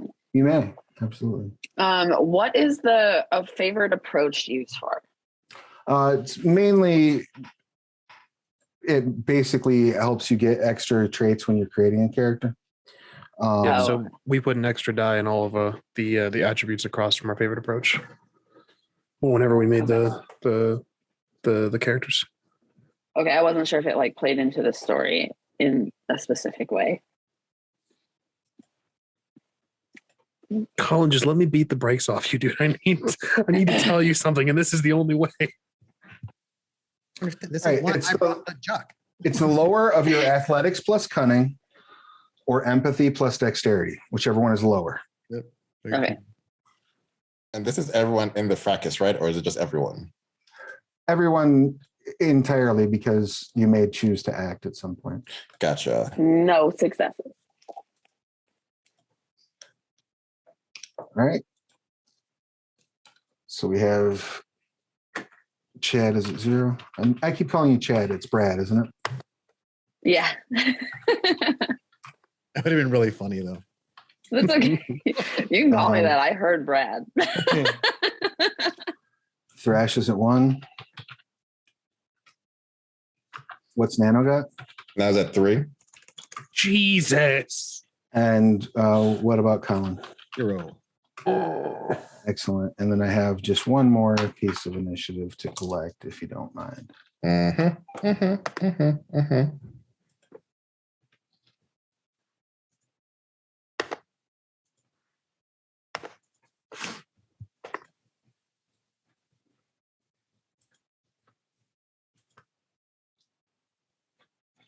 Hers is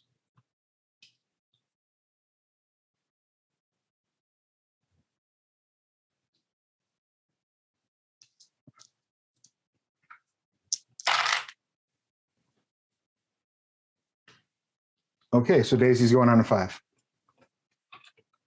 Good God. Got the devil in it.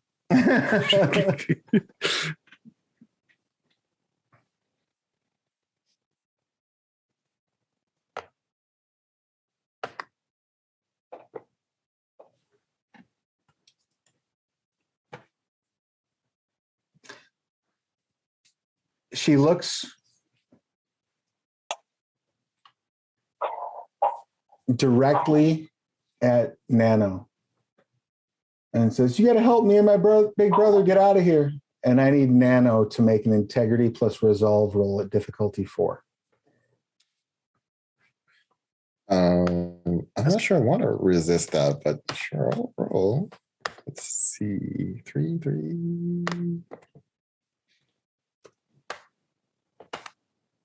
So 1. All right. So that would be a failure. Mm-hmm. She has used childish innocence on you. How much harm can a child do, really? The evil child uses their childish demeanor to lure victims to their death. Perhaps their puppy got lost in the woods nearby and they can't find it, or maybe they need someone to follow them home or, say, protect their brother. Adults attempting to resist the evil child's entreaties must make integrity resolve roll to resist, you cold bastards. And you gain the guilty condition below if you physically harm the evil child while under this condition. Oh my I'll be God. honest. Like Nana was not going to harm this child regardless. So nothing changed. So she has used her mystical compulsion to try to help you, to get you to help her brother. Okay. Who is currently attacking Colin? Is that? I'm gonna leap at. I'm gonna just. Oh fuck, dude. Yeah, I'm gonna leap at Colin, I'm just trying to tackle him. Just trying to tackle him, get him on the ground. Nano, you can intercept this. Absolutely, you have 3. So if I'm trying to help Thrash, I'm go and try to like grapple Colin so that Thrash has all like the freedom to just go pop, pop, pop. All right, so close combat and whatever attribute you would like to rely on. Oh, Thrash, you might be fucked on this. What would you like to do in response to this, Colin? I mean, I feel like at this point, I'm totally surprised. I don't know.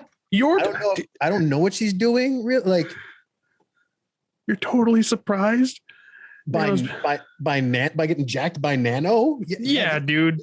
This is, I would say this is new for me. I just finished clearing her name. Clearing her fucking name. Fucking Nano, dude. 5 successes.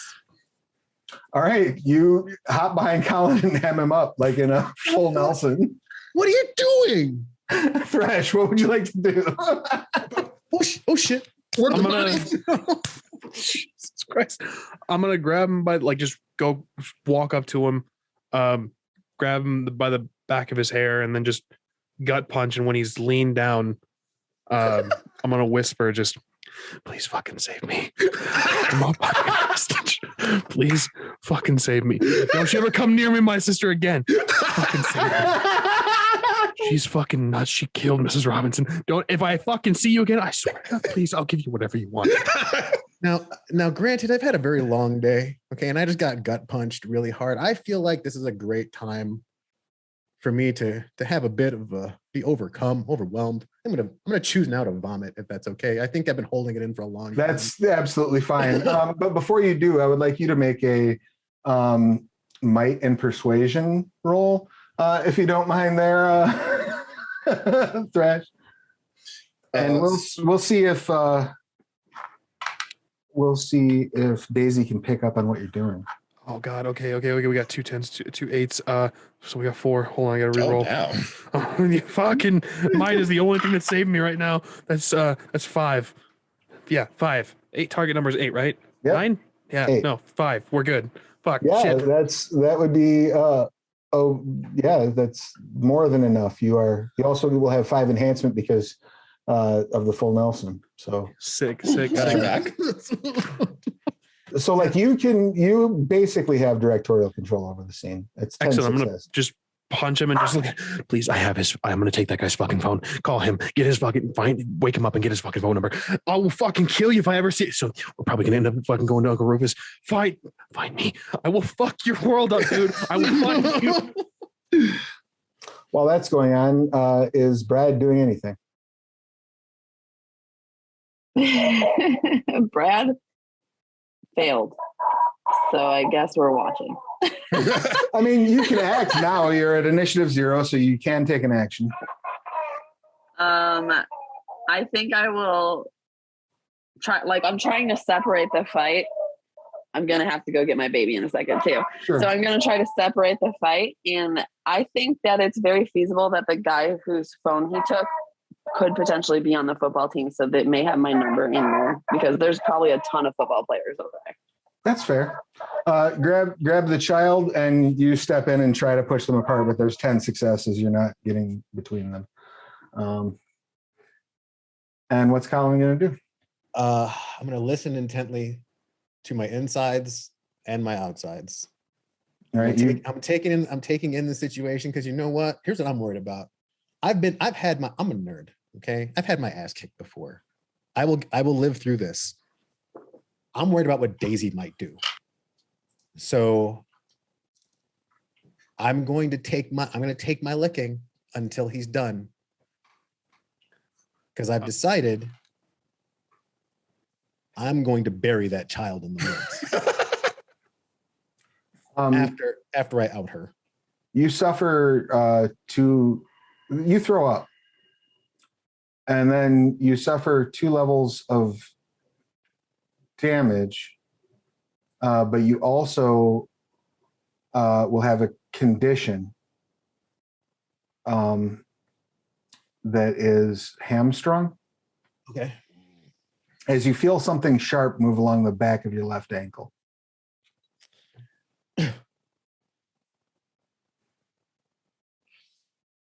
I will probably whimper. And you see Daisy putting like a busted ass chunk of glass behind her back.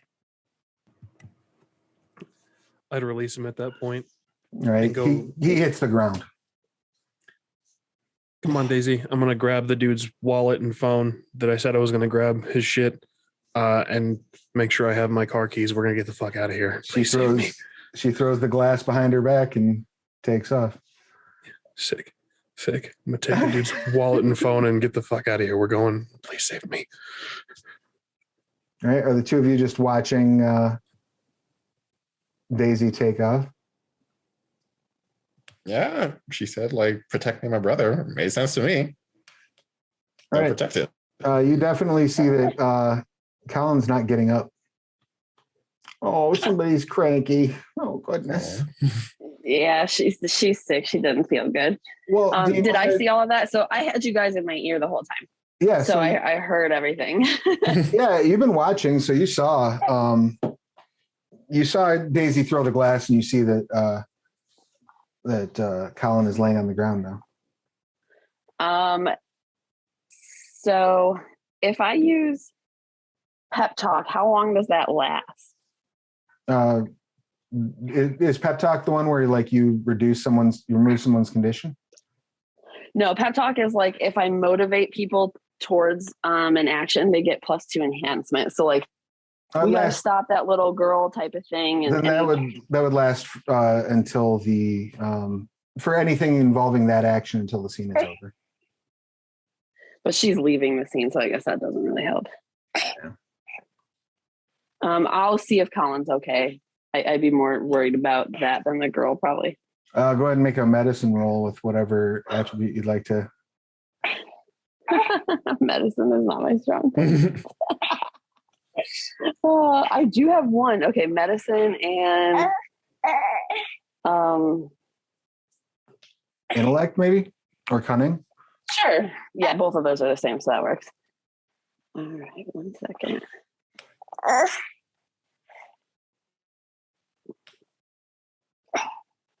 No successes. Sorry. He's bleeding from his ankle. Looks like maybe he sprained it or something. Shake it off. Walk it off, bro. I'm just into the ground. We're like, Rub some dirt in it. Is it gone? Is it gone? like open an eye. They're gone. Oh, she cut me. I'm gonna roll over onto my butt and get a look at my foot. You can plainly see you can't move your foot. Ah, God damn it.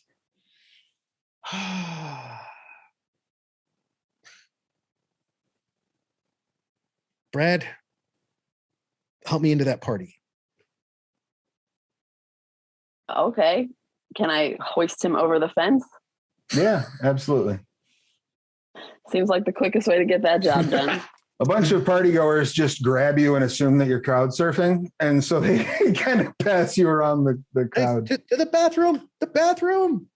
Bathroom. Smell like vomit. Bathroom. To the other way. They move you to the bathroom. What do you say we take 5 there? Yeah. Help. If you're watching at home, Blink will be right back. Ready is relative. I feel like on camera, I need to say, she can't hear anything. Everything's in my ear. So tonight, the part of Daisy is going to be playing.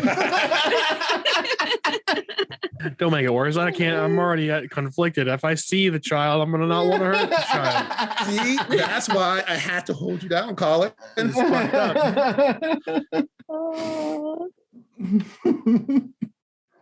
So you were. Would you? So you were leaving. You make it about an ambiguous number of blocks into suburbia. You and Daisy moving at a pretty good clip. Dada. Daisy's not talking. Sorry, couldn't help it.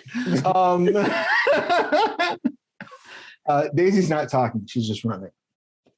So what would Was hoping we were gonna take my car. Oh, you're gonna run around and get in your car? That would be great if she didn't booby trap the fucking garage. Is the garage safe, Daisy? She says, the hot water heater was in the garage. Ooh. Hope it was a Firebird.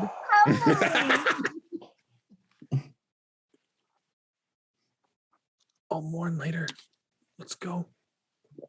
All right, you run a couple blocks, and a police car sort of pulls out in front of you, kicks its lights on, turns on the spotlight, points it at you. Hands up, just evening, officer. You see the silhouette of the cop get out of the car. There's been a lot of strangeness in this neighborhood lately. Can I, you got your ID on you, son? Sure, I'm gonna reach for it. All right. Absolutely. As you get to your hip, you see the cop like, and fall over. God, dude, she's so Right. quick. She's good. She's standing next to you and like looks up at you with Oh raises shit. an eye. You hear, all right. Now ain't no need to throw no fit. Yeah, just go choke it on out. Yep. Blood's got to taste pretty terrible. I imagine it do. It'd be all right there, Buford. You hear like belt buckles unsnapping and like guns cocking and. Well, come on. You need an engraved invitation? God, Uncle Rufus, am I glad to see you? Hop on in. Got us some wheels. We're going to have to get rid of this thing pretty quick, though. Yep. Come on, Daisy. He says, can I ride in the back? Why, sure thing. He puts her in the back seat. You see, as he sits in, he reaches like under the seat and like rips out the low jack and tosses it. Grabs the laptop and tosses it out the window. Oh Jesus, dude, he's professional as fuck, man. Oh God damn it, Uncle Rufus. Takes off driving. So how's your night going? It's eventful. How are you? How you been? Well, I heard that little Daisy needed something. Little birdie told me. Yeah. We're in a little bit of a bind, Uncle Rufus. Yeah, that's all right. I figure it's been about time anyway. Yeah. How you doing in the back there, Daisy? He says, I can't get out. It's great. God bless America. God bless America. We would just fucking keep her in that back seat. You pull out into the country road. What are the rest of you all doing? So we got Colin crowd surfing in the party. Yeah, I think his goal was to go to the bathroom, I think. Mm-hmm.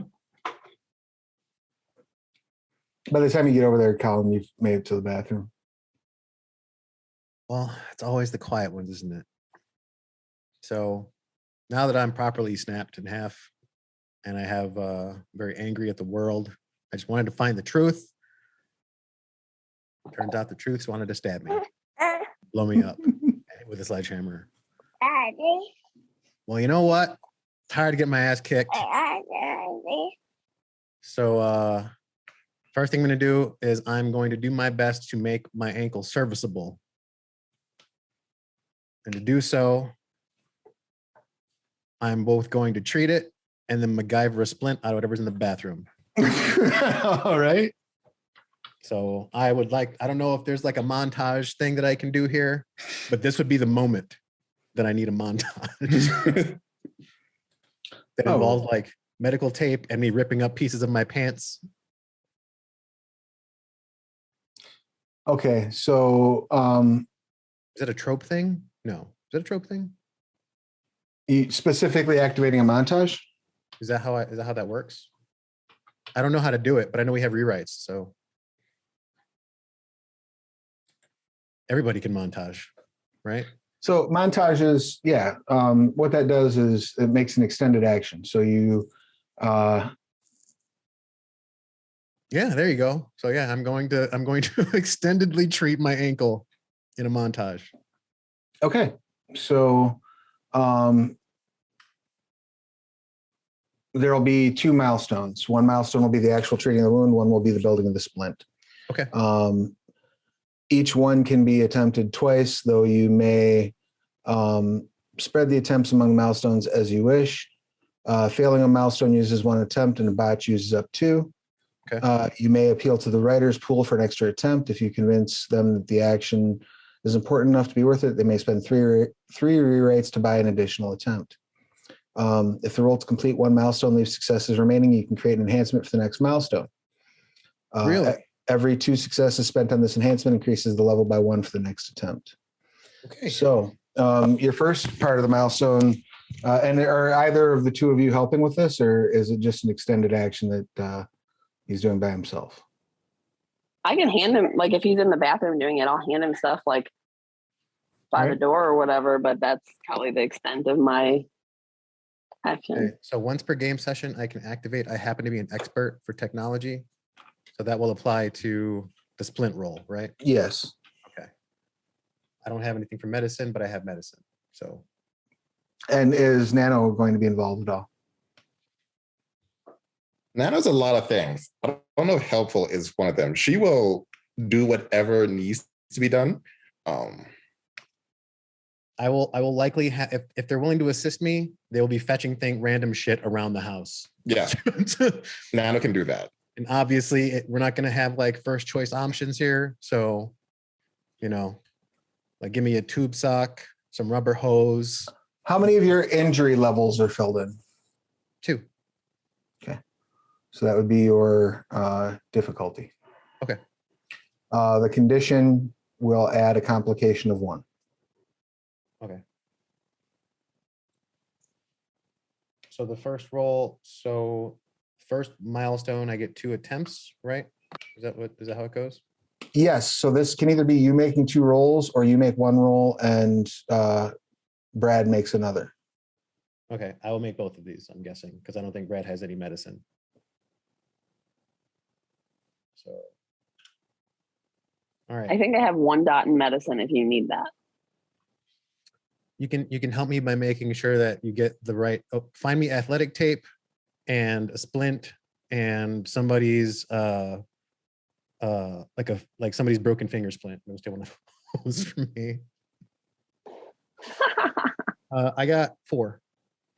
All right. So you've unlocked the first milestone and have enough to buy off the complications. So you're no longer hamstrung, and you have healed 1. So go ahead and make that. So now we're going to ash my ankle. So this is we're going from stump. It's probably not going to be a chainsaw, but you know what? We'll see what I can pull off. We'll see what I can pull off. All right. So this will be intellect and technology, right? So Yep. And you only had 1 success over, so you won't be able to buy any enhancement. Sure, but I get the +2 from I happen to be an expert. Yes. Okay. Go. And if you get 5 successes on this, you can take directorials, or 3 successes or more, you can take directorial control of the scene. I got 4. All right. So All right. what would you like to do through directorial control? And you do absolutely splint your leg. So while the group is helping me find the last remnants of pieces, I'm going to be holding a few in my hand and likely rummaging through one of the drawers in one of the rooms where I will find the irresponsible gun owner's pistol. Okay. Which I will look at the remaining parts and make a holster on my splinted leg for said pistol. Excellent. You have a splint holster. And then I still have one wound level though, right? So that's a thing. Yeah, and that's just there. Okay. And then I will strut downstairs as if I'm wearing spurs. All right. Shishing, shishing, shishing, shishing. What are you doing after that? So Thrash wants us to save him. He made that pretty clear. He's being held against his will. And I think I know where they're going. Do we want to save him? He's been kind of mean, but I guess it's not nice to be mean to someone who's already mean. I'm not going there to save Thrash. But I'm Are you going? Oh, okay. Well, I'll go if Brad goes. Well, I'm not a pussy, so I'll go.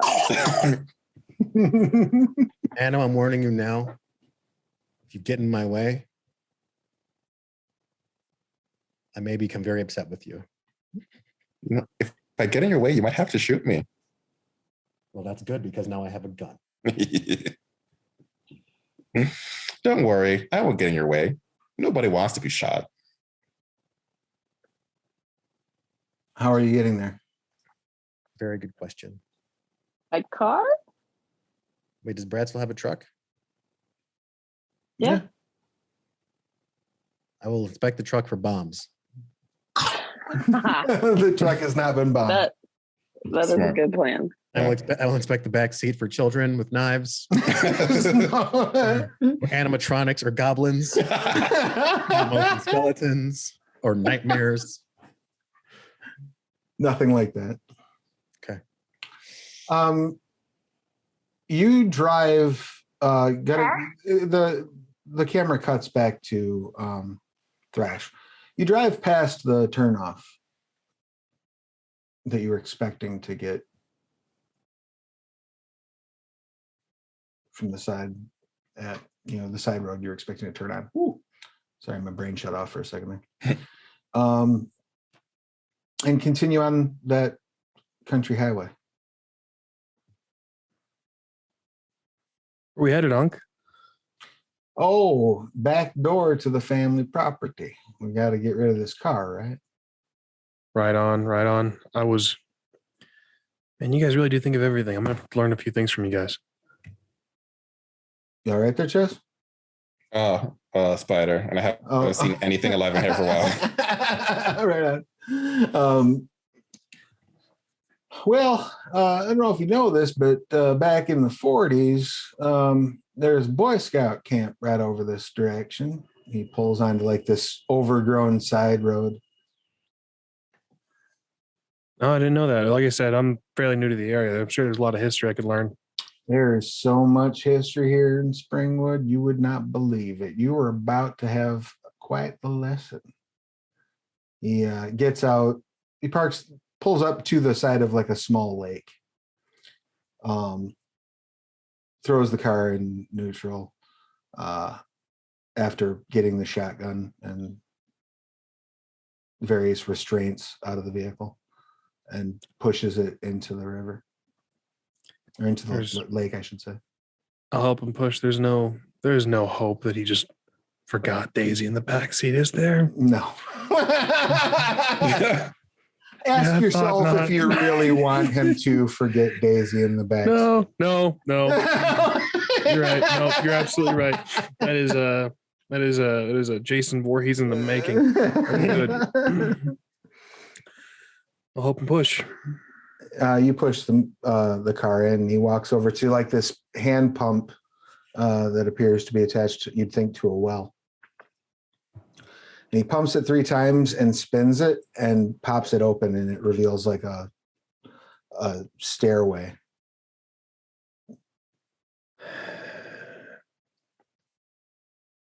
It sounds like we're going down the stairway. I'll follow after him, I guess. I'm gonna try to. This is dangerous. I'm not doing that. No, fuck that. I'm afraid to move. I'm so fucking scared. I'm good. I'm following them. You go down underneath and you see you're in a network of tunnels. These tunnels are probably about 8-9 feet tall. Look like they were dug out by hand. And you notice across the top of these tunnels, at about 5 foot high and going upward, are a network of like strings that have various bells and animal bones and other pieces of scrap metal on them, things along those lines. Sorry, you don't want to duck as you come through here. Yep. Just following instruction and making mental notes of everything I see. Looking for a moment where it would be safe to check the phone that I stole. Yeah, you spot like as you come into a corner and God dang gummit, which way? You check the phone, no signal. Oh fuck, dude. Oh my god, I fucking knew it. I fucking knew it. I'm so dead, dude. I'm so dead. It's over. He says, now I got a surprise for you, Daisy. I need you to try to contain yourself. But come on out.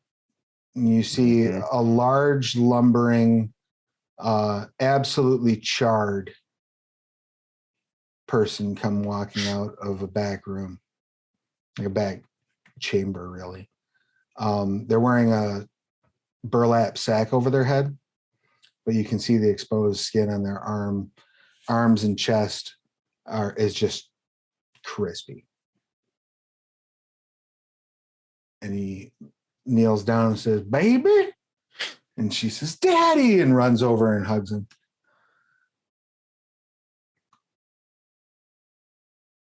I'm not doing a fucking thing, Travis. I'm not doing a fucking thing. They told me you all died. He pats her on the back of the head. Well, things got pretty bad, I'll be honest with you, but your old uncle, he knew the right people to talk to.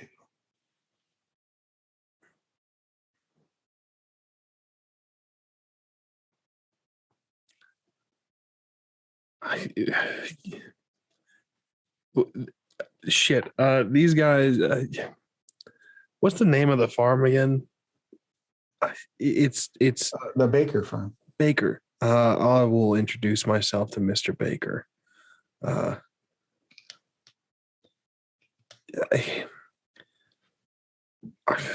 Mr. Baker, I don't think I've had the pleasure. He looks over like sharply at you and starts breathing heavy.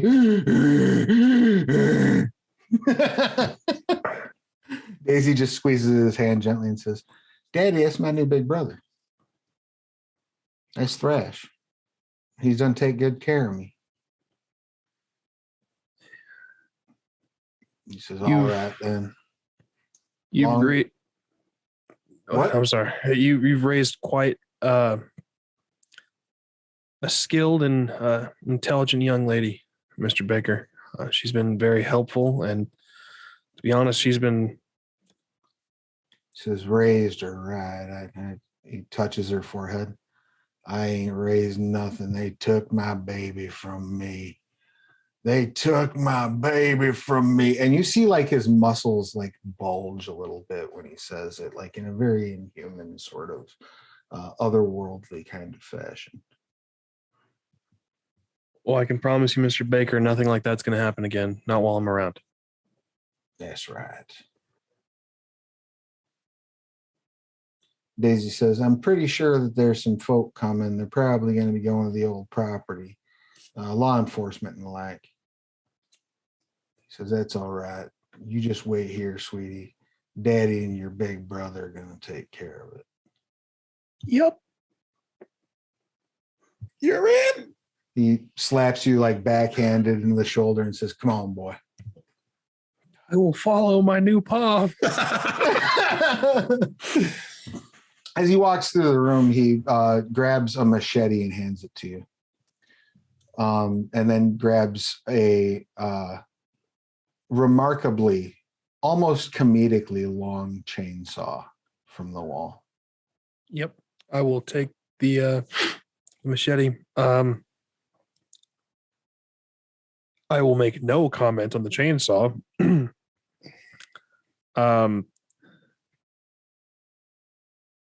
Where are we headed, boss? We're going to head back up the old property, find ourselves a good hiding spot. Now, I wish I had the time to give you some proper hunting etiquette. I don't. So what I need you to do is make sure you're aiming for areas that aren't going to over-season the meat. Understood. And we want to make sure we try not to bust up any of their giblets, okay? Because those are important. Use those in a nice little base. Make a good stew we can eat off of for about a month. So we're going for neck shots. Arteries are good if you can get them in the thigh. So we're talking just bleeding them out, making sure they, not really like trying to, no decapitation, nothing like that, right? I mean, if you can get their head off in one swing, then whoo-wee. Well, all right, boss, I'll follow your lead. Right then. He walks up and you walk for what feels like a couple of miles. And this whole That's what we're having, right? this whole network of tunnels is tricked out. Why don't you go ahead and do you have culture or humanities? Fucking neither. All right. Go ahead and give me an intellect roll. Why not? We'll see how this pans out for you. Okay. It fucking doesn't. That's a botch. Botch, excellent. You get 2 successes, and you see a bunch of like what you're pretty sure is like Egyptian hieroglyphs, like carved into the dirt throughout this place on top of the various network of strings that are everywhere. This makes sense. Yeah, no, the Egyptians. Yeah, it all makes all piecing all these things together. Yeah.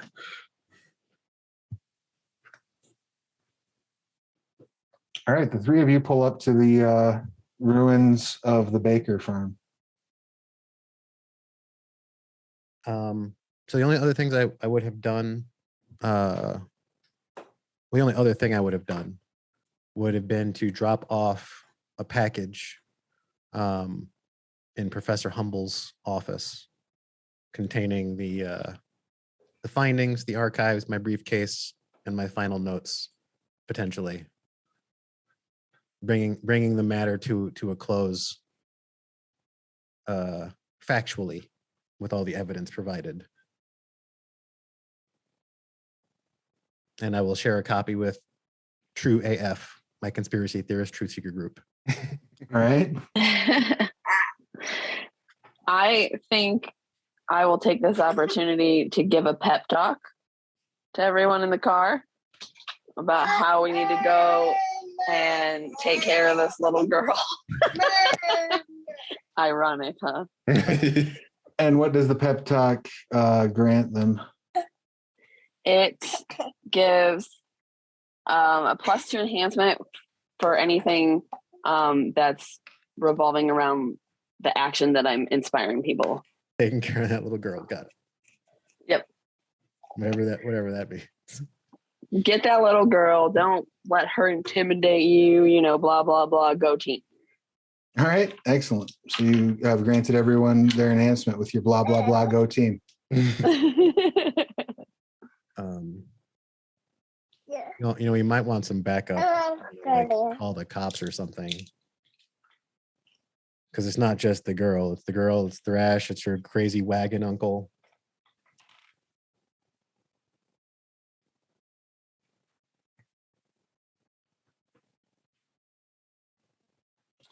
You're gonna use a bat? Like, what's your plan here?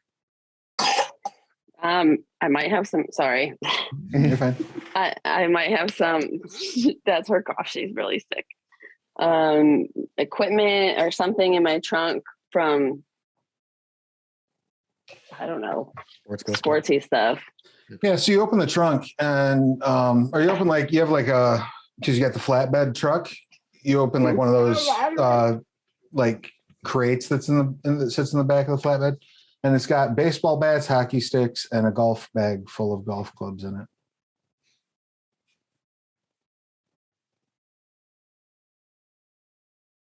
You still might want to call the cops to pick up our bodies. Yeah, I think that we should call the cops. And then I'll take a hockey stick. You check your phones, no signal. Never mind. Never mind. I'll take a baseball bat. All right. Your various weapon selections will give you a +1 enhancement on any close combat rolls. Good God. How would you like to proceed going out into the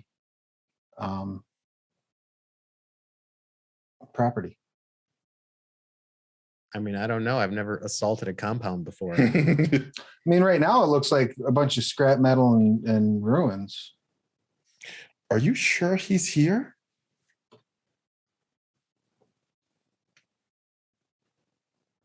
I'm not sure about much. I'm not sure about much of anything anymore. Except that I don't want you behind me. I get out of the truck. So you see them all getting out.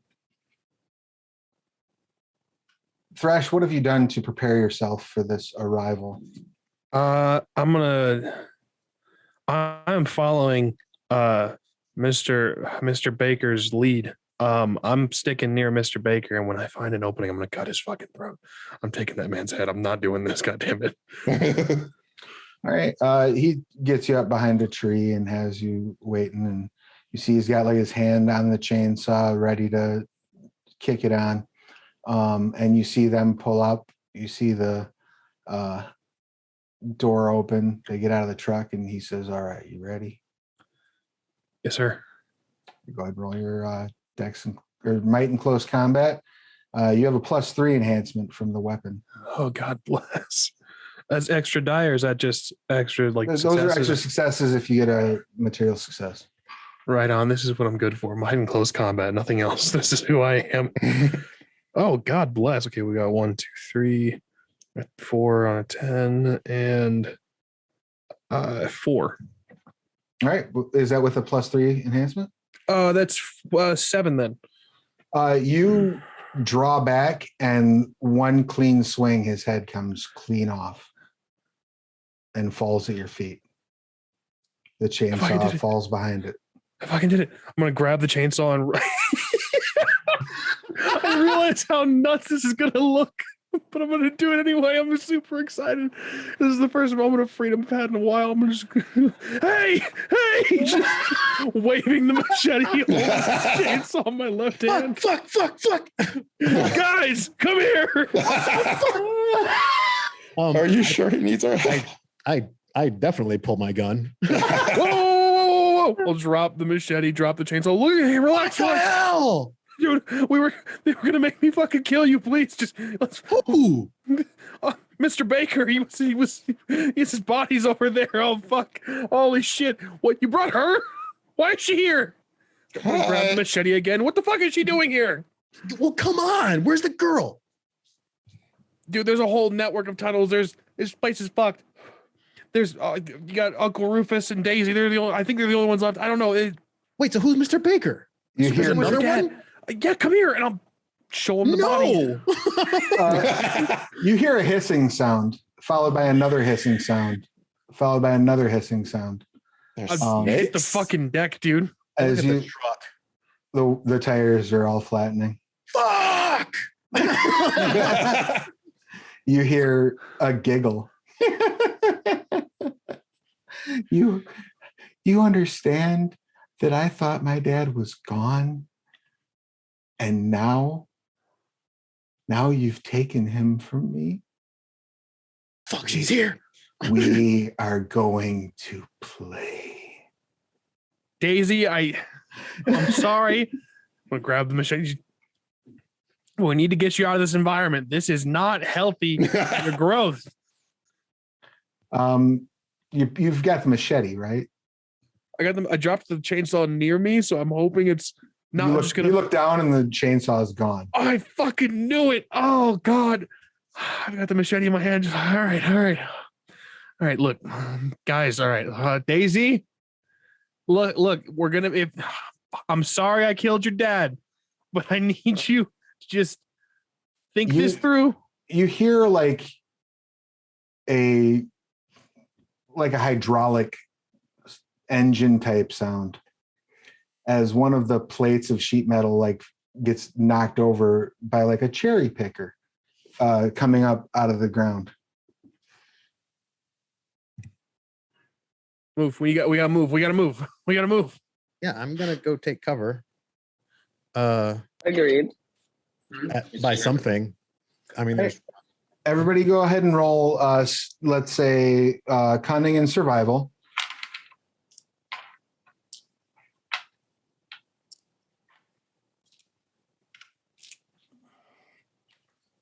Two.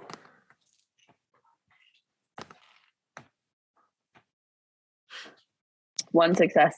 One as well.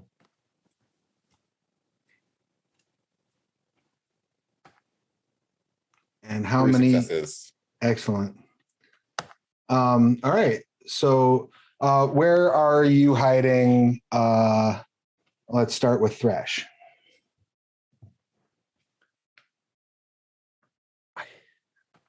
I don't know. I will try to be. I'm gonna go crouch down by Mr. Baker. All right, you go lay down next to Mr. Baker on the ground. Yep, just On your back or on your stomach? I'm just gonna take a knee, just machete out, just terrified. I'm a frightened bunny rabbit in this situation right now. Where is Colin gonna hide? Well, so there's no house, right? So Right, it's just kind of scraps of metal. There's like a half standing out house, and the shed, the tool shed, seems to still be there.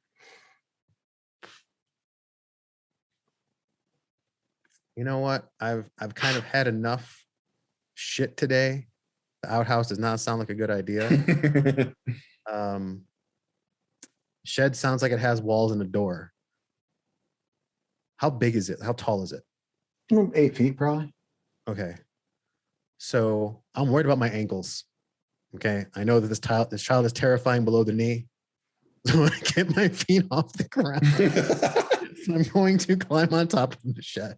All right, you climb on top of the shed. Nice. Love it. Where is Brad going to hide? I feel like I'm going to regret this later. The tool shed. All right, you go into the tool shed. Awesome. Perfect. And where is Nano going to hide? Are these trees climbable? Absolutely. Yeah, we're going to go up a tree. All right, you go up a tree. You can see clearly where Thrash is, and you can see clearly where Colin is, and you can see clearly where Brad went. Mm-hmm.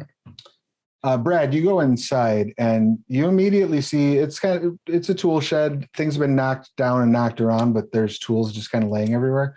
But you see in a vise on the tool bench or on the workbench, you see what looks like a strange kind of wooden puzzle box. Brad, the puzzle expert.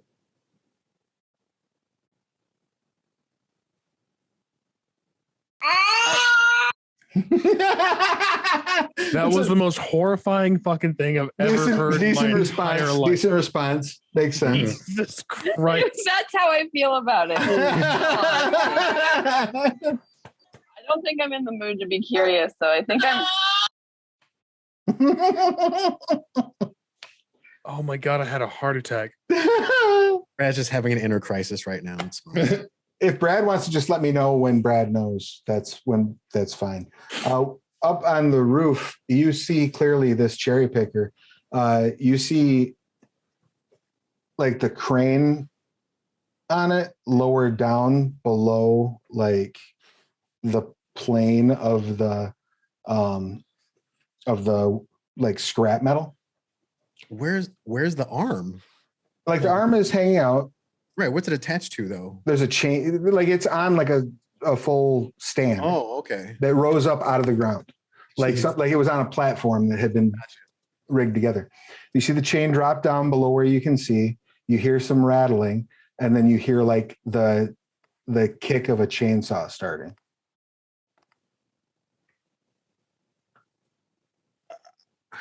As you see the cherry picker start to swing away from the roof of the tool shed, and then rapidly start swinging towards it. What would you like to rely on for your defense as there's a running chainsaw being swung at you? I'm going to go with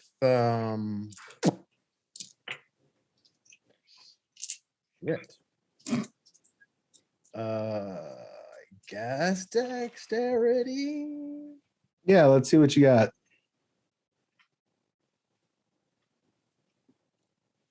Did not see this coming. 3. You take 4 levels of damage as the chainsaw like it swings around and you hear Daisy cackling. You see her like standing at the base of this thing, like moving the levels like ah! And the chainsaw just whacks you in the arm. Blood starts spraying everywhere. You're shaking. Ah! Ah! Blood like spraying up on your face. Ah! Ah! Ah! Ah! Ah! Blood is like raining inside where you're standing staring at this puzzle box trying to figure out what to do with it. As you hear and then you hear you look down. The chainsaw swings away from your body, and you realize that your arm is now missing from about the middle of your left bicep down.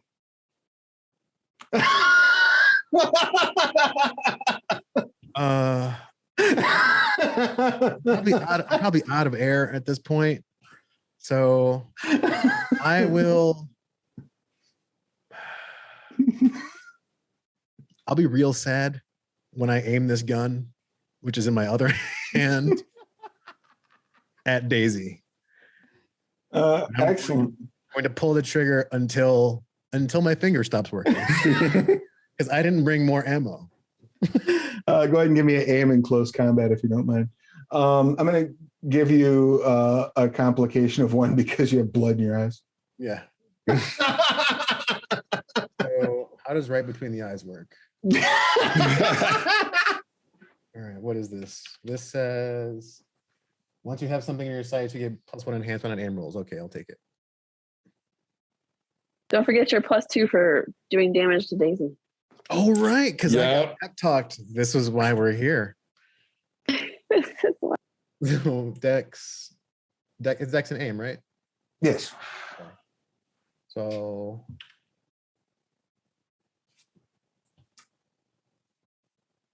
this is where that dot from Humanities went by. Nice. Roll 9 dice. I got 2, 3, 4, 5. 5 plus 2, so 7 plus 1. So Right, 8 minus and then- 1 complication, so 7. All right. You tag her right between her eyes. I keep going. She drops to the ground as you unload randomly. As the blood is dripping down through the holy roof of this woodshed, you see some of it fall on that wooden puzzle and Mhm. start to like pull into the cracks between the puzzle pieces. You're still muted. Sorry, can you ask the question again? Well, you look over and you see the blood start dripping down into this wooden puzzle box and like absorbing into the pieces, like the cracks between the pieces. Gross. I don't know how I feel about this puzzle box because I feel like I don't know if I want to know anything that's happening here, honestly.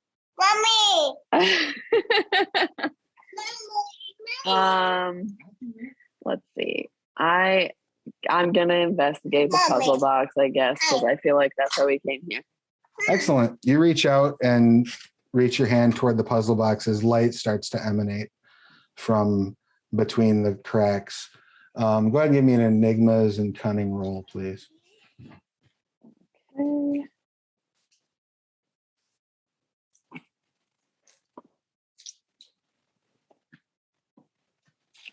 Uh, 110.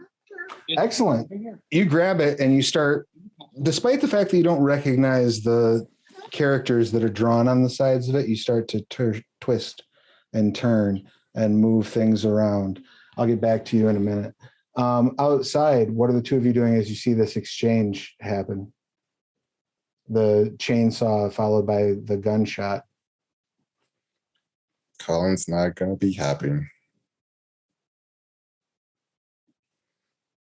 And I can see Thrash from my position, right? You can see Thrash in your position. Fuck does that mean, Nano? I mean, It Colin's means- got an arm off, so Yeah, like he lost an arm. Like very few people are happy when they suddenly lose an arm like that. Do we see Rufus at all? you don't. I'm gonna call out Rufus. I know that you're not gonna let your family hunt without you. Where the fuck are you, Rufus?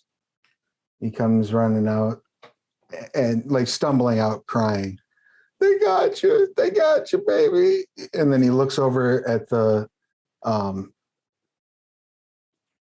woodshed and he says, don't worry, don't you worry, Daisy, it's gonna be okay. As light starts to pour out from around the edges of the door frame. The woodshed starts to shake. What is that, Rufus? At this point, I'm like on my back, holding my bloody stump, cry laughing into the sky, or like dry firing the pistol against my head. Like I'm kind of. All I know is I got her. That's He says, those are the angels. They saved me when I was in the jungles by myself after I'd eaten my way out of the camp. I found that puzzle box and it spoke to me. Colin, you click the last piece of the puzzle box into place, and a treble hook about the length of your forearm comes flying out of the puzzle box. And that is the last thing that, or not Colin, I'm sorry, Brad. That's the last thing that Brad sees as this length of chain goes through Brad's head, out the door, attaches to the like cherry picker, and starts pulling the box through. So you see Brad's body break through the door on the end of this chain as this box comes like going up the connected chain. You watch this roll right past you as you're crying and dry firing the gun in the hopes that it will save you from the pain that awaits you. And you feel a hand on your shoulder and a voice says, "You've experienced nothing yet." Well, I'm glad I'm dead now. I mean, And You have to fix that. You look up and you see a man who's wearing just straps of what appear to be like flayed human skin. They have mostly faces, like screaming. And he has just rusted nails driven in through into his skull in various locations. I will take this opportunity to channel my inside, the wiser parts of me, and I'm going to scream in absolute terror. I'm going to shriek. I'm not going to shriek because that'd be really loud. Colin shrieks. Says, "We've use for you," and chains shoot up out of the inside of the woodshed and drag Colin downward into a flaming abyss. He takes one step forward and is standing directly in front of Nano.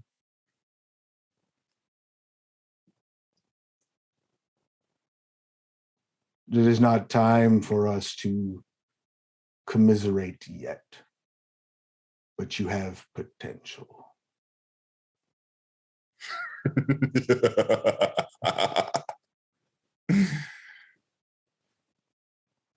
Takes another step and disappears and appears directly in front of Thrash.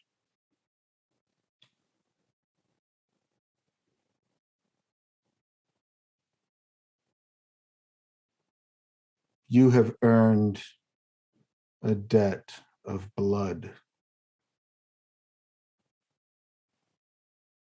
a tithe that is due.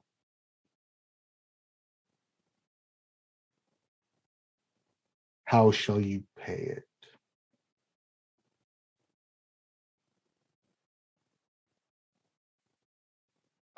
Let me shit. To be clear, I owe him a debt. I owe the creature a debt. He's not saying he owes me a favor. He's not saying he owes you a Okay. favor. No.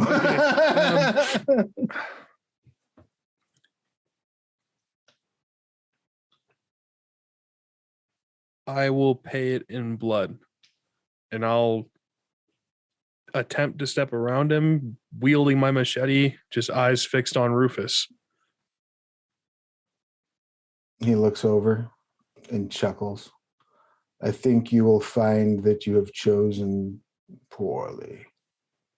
And as he says that, the chains start to animate. You see that they yank the machete out of your hand.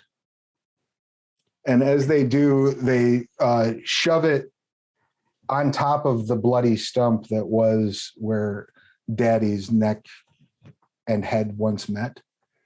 And then various pieces of like barbed wire from the fallen fence get picked up by the chain and wrapped around the head, bringing it down and like attaching it to the machete.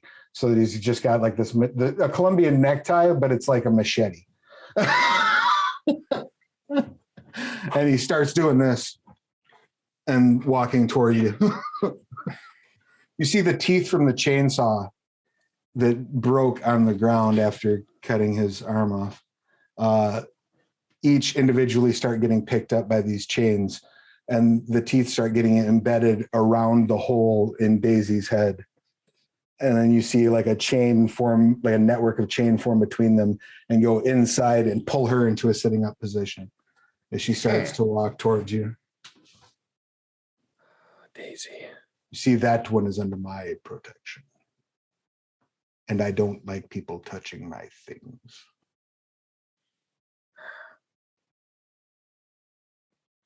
Any last words as they surround you? Do I see Nano at all? Oh, yeah. She's signing something to you. What- Would I know what she's saying? Sure. What's Nano signing? There's subtitles. What's Nano signing? You should have protected your family.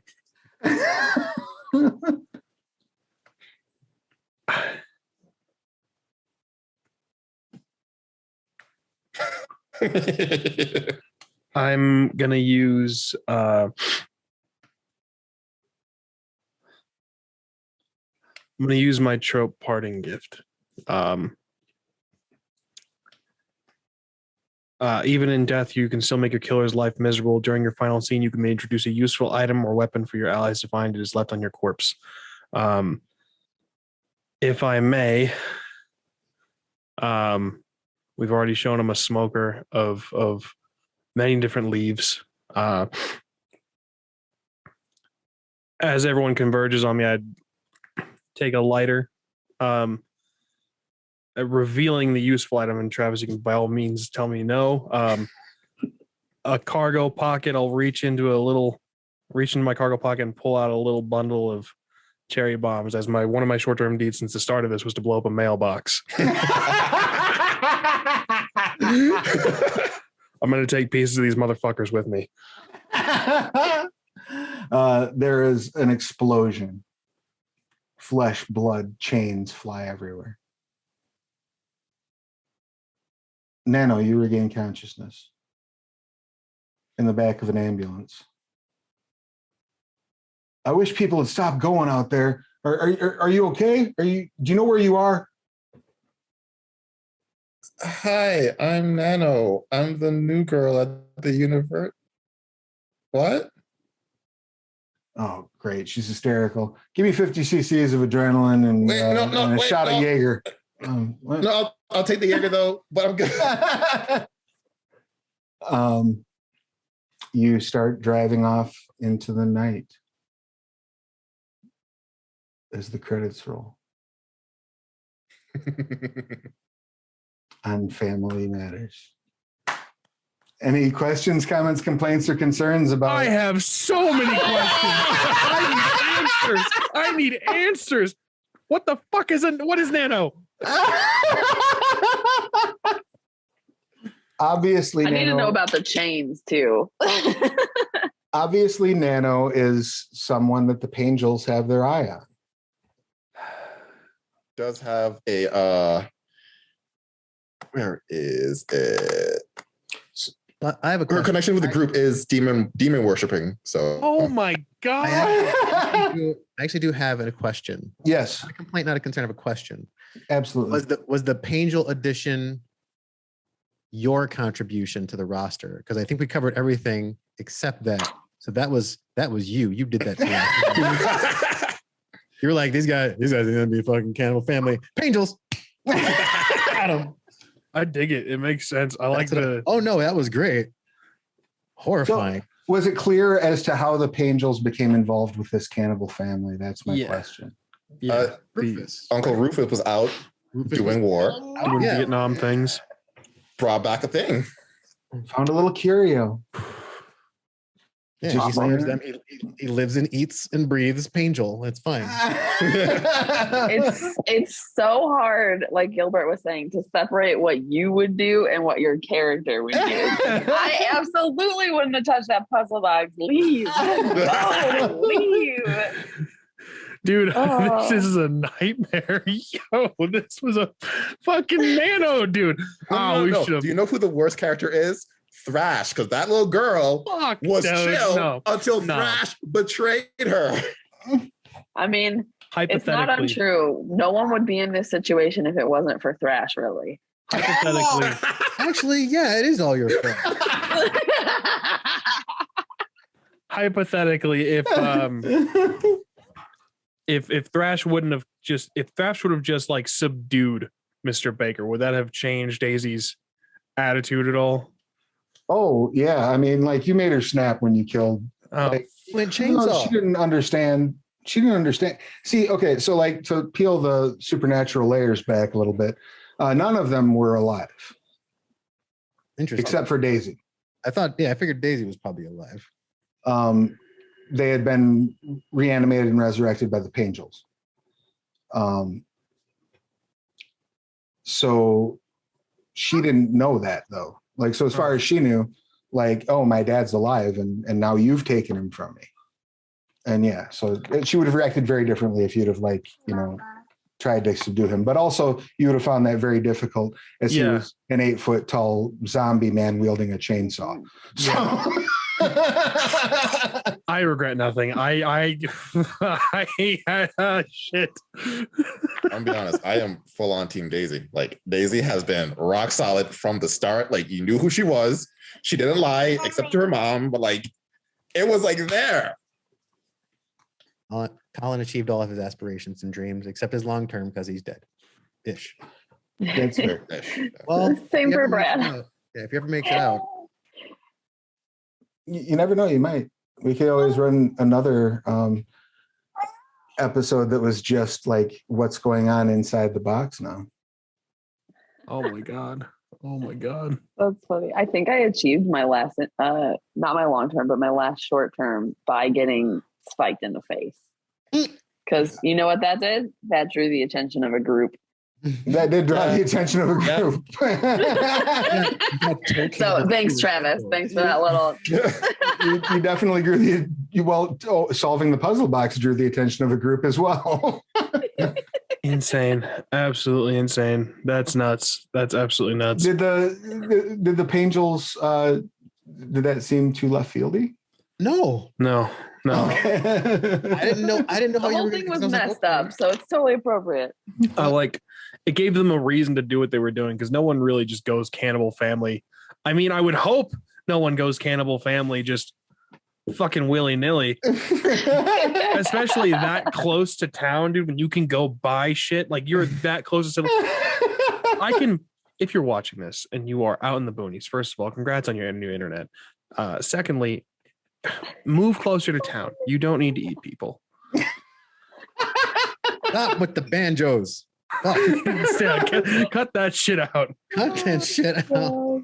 Look, you'll be closer to shops. It means you'll be able to buy more Copenhagen. You'll be just fine. All right. Uber Eats is a thing. Yeah, dude. I mean, if you really want to, you could eat the Uber driver, but why would you? There's no reason. He's bringing you Do not food. condone eating Uber driver. I am an Uber Eats driver for free time. Please don't eat your Uber Eats driver. and tip well, and don't eat the Uber Eats driver. Yeah. Yeah, I no, mean, it fucking, was if you don't tip me, I'm cool with not being eaten. Honestly, fuck. it was a lot of fun to put all these various elements together. I'm glad that I was able to work in the Pangels. I wasn't sure I was going to be able to, but you all dropped the killers like they were punks. There's a lot of things you can do to drop killers, shockingly. Like shoot them. Like you could shoot them. Like I had, like just from like a quick scan, I was like, oh, I can use this. Drop a killer. I can do this. I can mock a killer, and all of a sudden they can't use their like killer powers.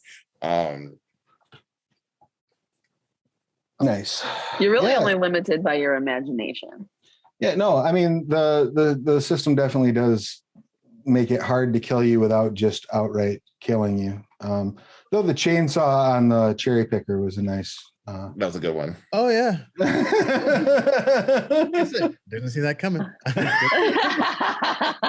I'm sitting there listening. I'm like, what the hell is going on? And I'm thinking to myself, Colin be thinking the same. It's like, what the hell is happening? There's no one left alive that is like going to tell what happened. Like we didn't make contact with enough people to like we're just the mysterious kids that went out and fucking like Nano's the only survivor, and you know People God knows what she's gonna say. Guy. No, People are still definitely gonna care, but it's just a matter of like, but the truth, it's still a fucking mystery. There is no truth. No one's fucking. Yeah, there is. Colin left a Rorschach package. Oh yeah, for two people, the conspiracy theorist group and Professor Humble. Which means that this will just go into the now ever, thanks to this game and the They Came From Beyond the Grave game I'm running called Near Dark on a Frightening Night. It will just add to the ongoing mythology around Springwood, Illinois. Crackpot. Springwood is a lot like Derry. No one should live there. No one should be. Tobias' sister should move. I'm just saying. I hope you all appreciated the Easter eggs I tried to work into the psych ward scene. Okay, was she Nancy the house? I was expecting Thrash to run up the stairs and get stuck in oatmeal. Like, I was like, come on, do it. But have it be like actual oatmeal because she's a little girl, right? She's lined the stairs with oatmeal. Loved the psych ward. The psych ward was that was gross. So unsettling. It was gross. Mm. It was gross. Normally I'm like ravenous during these, right? I got down some watermelon and I had the apple, but I'm just like, I'm just not hungry right now. I just took a shower before we came on and I want to take another one. Feel dirty. Sorry about your appetite. Fine. I'll eat a little bit. Yeah. And, I mean, I just think like what's more horrifying than cannibalism? Self-cannibalism. That's absolutely. That's fair. Wild. Absolutely wild. Yeah, it was a lot of fun. Thank you all so much for allowing me to tell this story and for going on this journey with me. And special thanks to the little gremlin for. Thank you. She's telling me to cut her popsicle in case you keep hearing her say cut. I think we've all learned a lot about. I think we've all learned a lot about each other during this. Learned a lot about Travis most of all. Yeah, that's a true story. Oh, this was. I mean, this could have been so much more graphic, but Which TOS saved my life. Thank you. I hope the screaming was at a good placement at least. The fucking dude, she screamed right when like describing the puzzle, like, what do you do? And then that was a nightmare. That will haunt me for at least a week.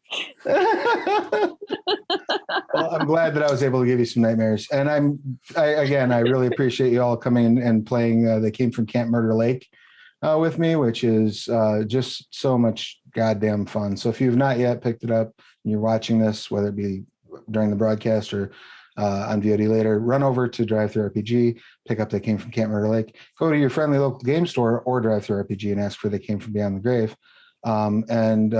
With that, I guess we'll wrap up. I'd like to have everybody tell us who you are, what you do, your pronouns, who you're playing their pronouns, anything you'd like to promote, and your favorite moment of Family Matters.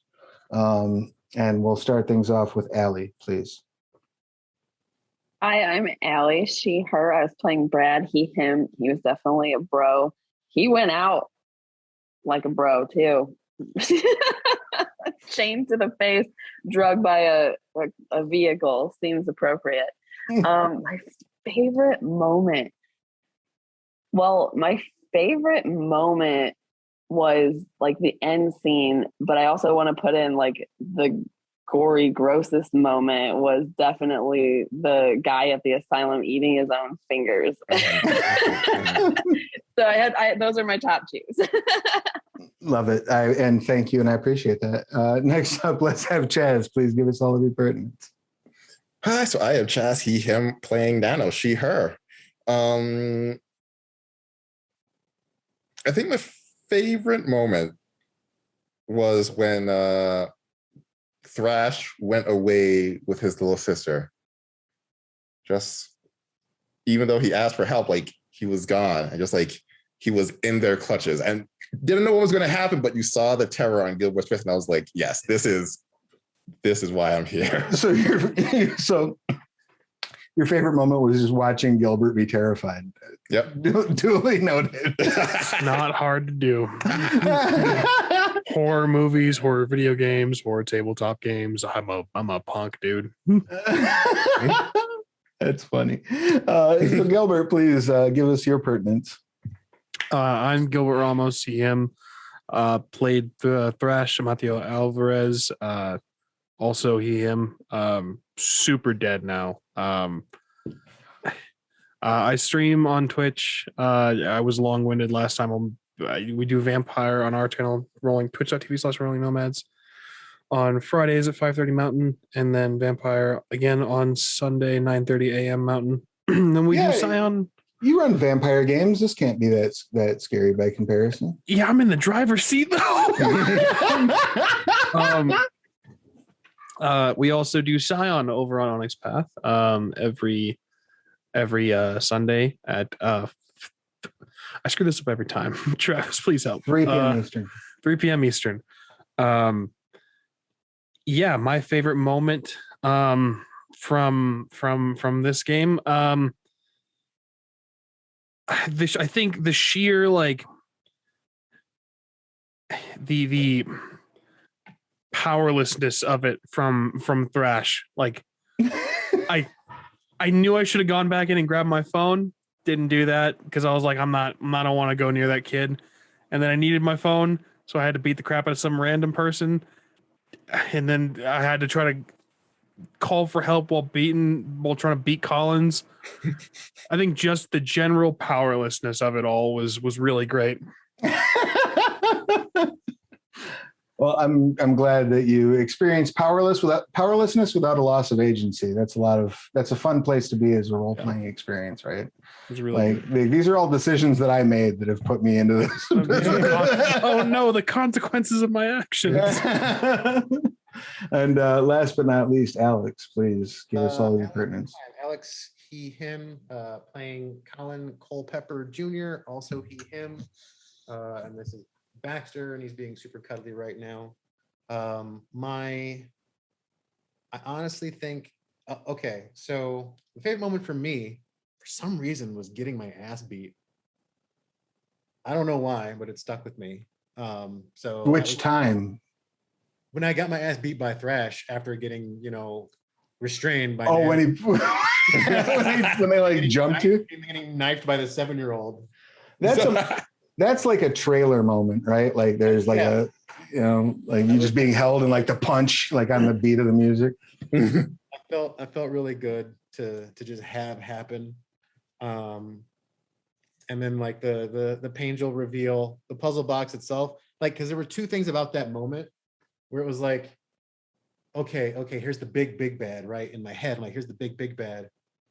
And then I was like, oh fuck, we just like cabin in the woods too. Like, Yeah, the puzzle no, box came I was out. like, no, Chris Hemsworth. I mean, Brad. Like, don't grab the puzzle box. And then Yeah, the puzzle box came well, out. here we go. At least it's not a seashell. Hmm. But no, kudos to Travis for making this all happen. Awesome story. I mean, I feel like I've been able to, uncork the horror vintage and get a nice waft of it. like somewhere between human fecal matter and my own vomit. Like it's just put the cork back on. No, it's great time. It's a great time. Thank you. There's no way this series is not going to be aired with like a disclaimer. every episode. Gory, porny. Yeah. But what were you going to say about the puzzle box coming out? Oh, the puzzle box came out and I was just immediately like elated. I'm a big fan of the Hellraiser series. So I was like, ah. Well, and like if somebody's going to like let's look at some of the character decisions that were made during the course of this. Like you banged your foster mother. Like that is, if that's not Hellraiser material, I don't know what is. Yep. Colin willfully went out and hunted a small child. I also I do have a last minute question that I just remembered. Was there a right answer to the Pangel when he asked how will I pay? Was there an option to like join them? Oh, sure. I mean, you could have like pledged your allegiance, and then he would have, sniffed you and been like, you reek of, fornication with ones, that violates the commandments. So you'll do, and then drug you into hell. Excellent. Well, Thrash wouldn't have done that anyway, but it's nice that there was an option. Yeah, no, I mean, you could have been like, dude, I just like pretended to be this little girl's best friend and then murdered her father after I popped. Don't make it seem like she was an innocent little girl, dude. Don't make it seem like I'm the monster in this. Absolutely not. Weren't you though? I mean, just would like to point out she's the girl you all asked for. And she didn't do anything that terrible throughout most of this. I mean, really, like she killed what's her body count for? like dad, doctor, mom. Like, yeah. And sort of Colin, but not He really. named me. Yeah. Bang, but not, yeah. I mean, Colin was done for. Like that's a very difficult wound. Unless he had a chainsaw to like slap on there, he was really. He was. Yeah, like getting stumped in the middle of nowhere with no vehicle. Like the truck has flat tires. You got to walk to the. But someone stole her kill though. Like she almost had it, and someone came in and like finished the job. It's true. Took my car, man. Yeah, she did blow up your car. Little bastard. But she was like trying to help you out. She's just keeping the house safe. Yeah. Just buy me a new Ventura, Daisy. All that this episode proves is that there is a very minor tonal shift between like, creepy murderous child, between like Firestarter and Home Alone. They're very. That's fair.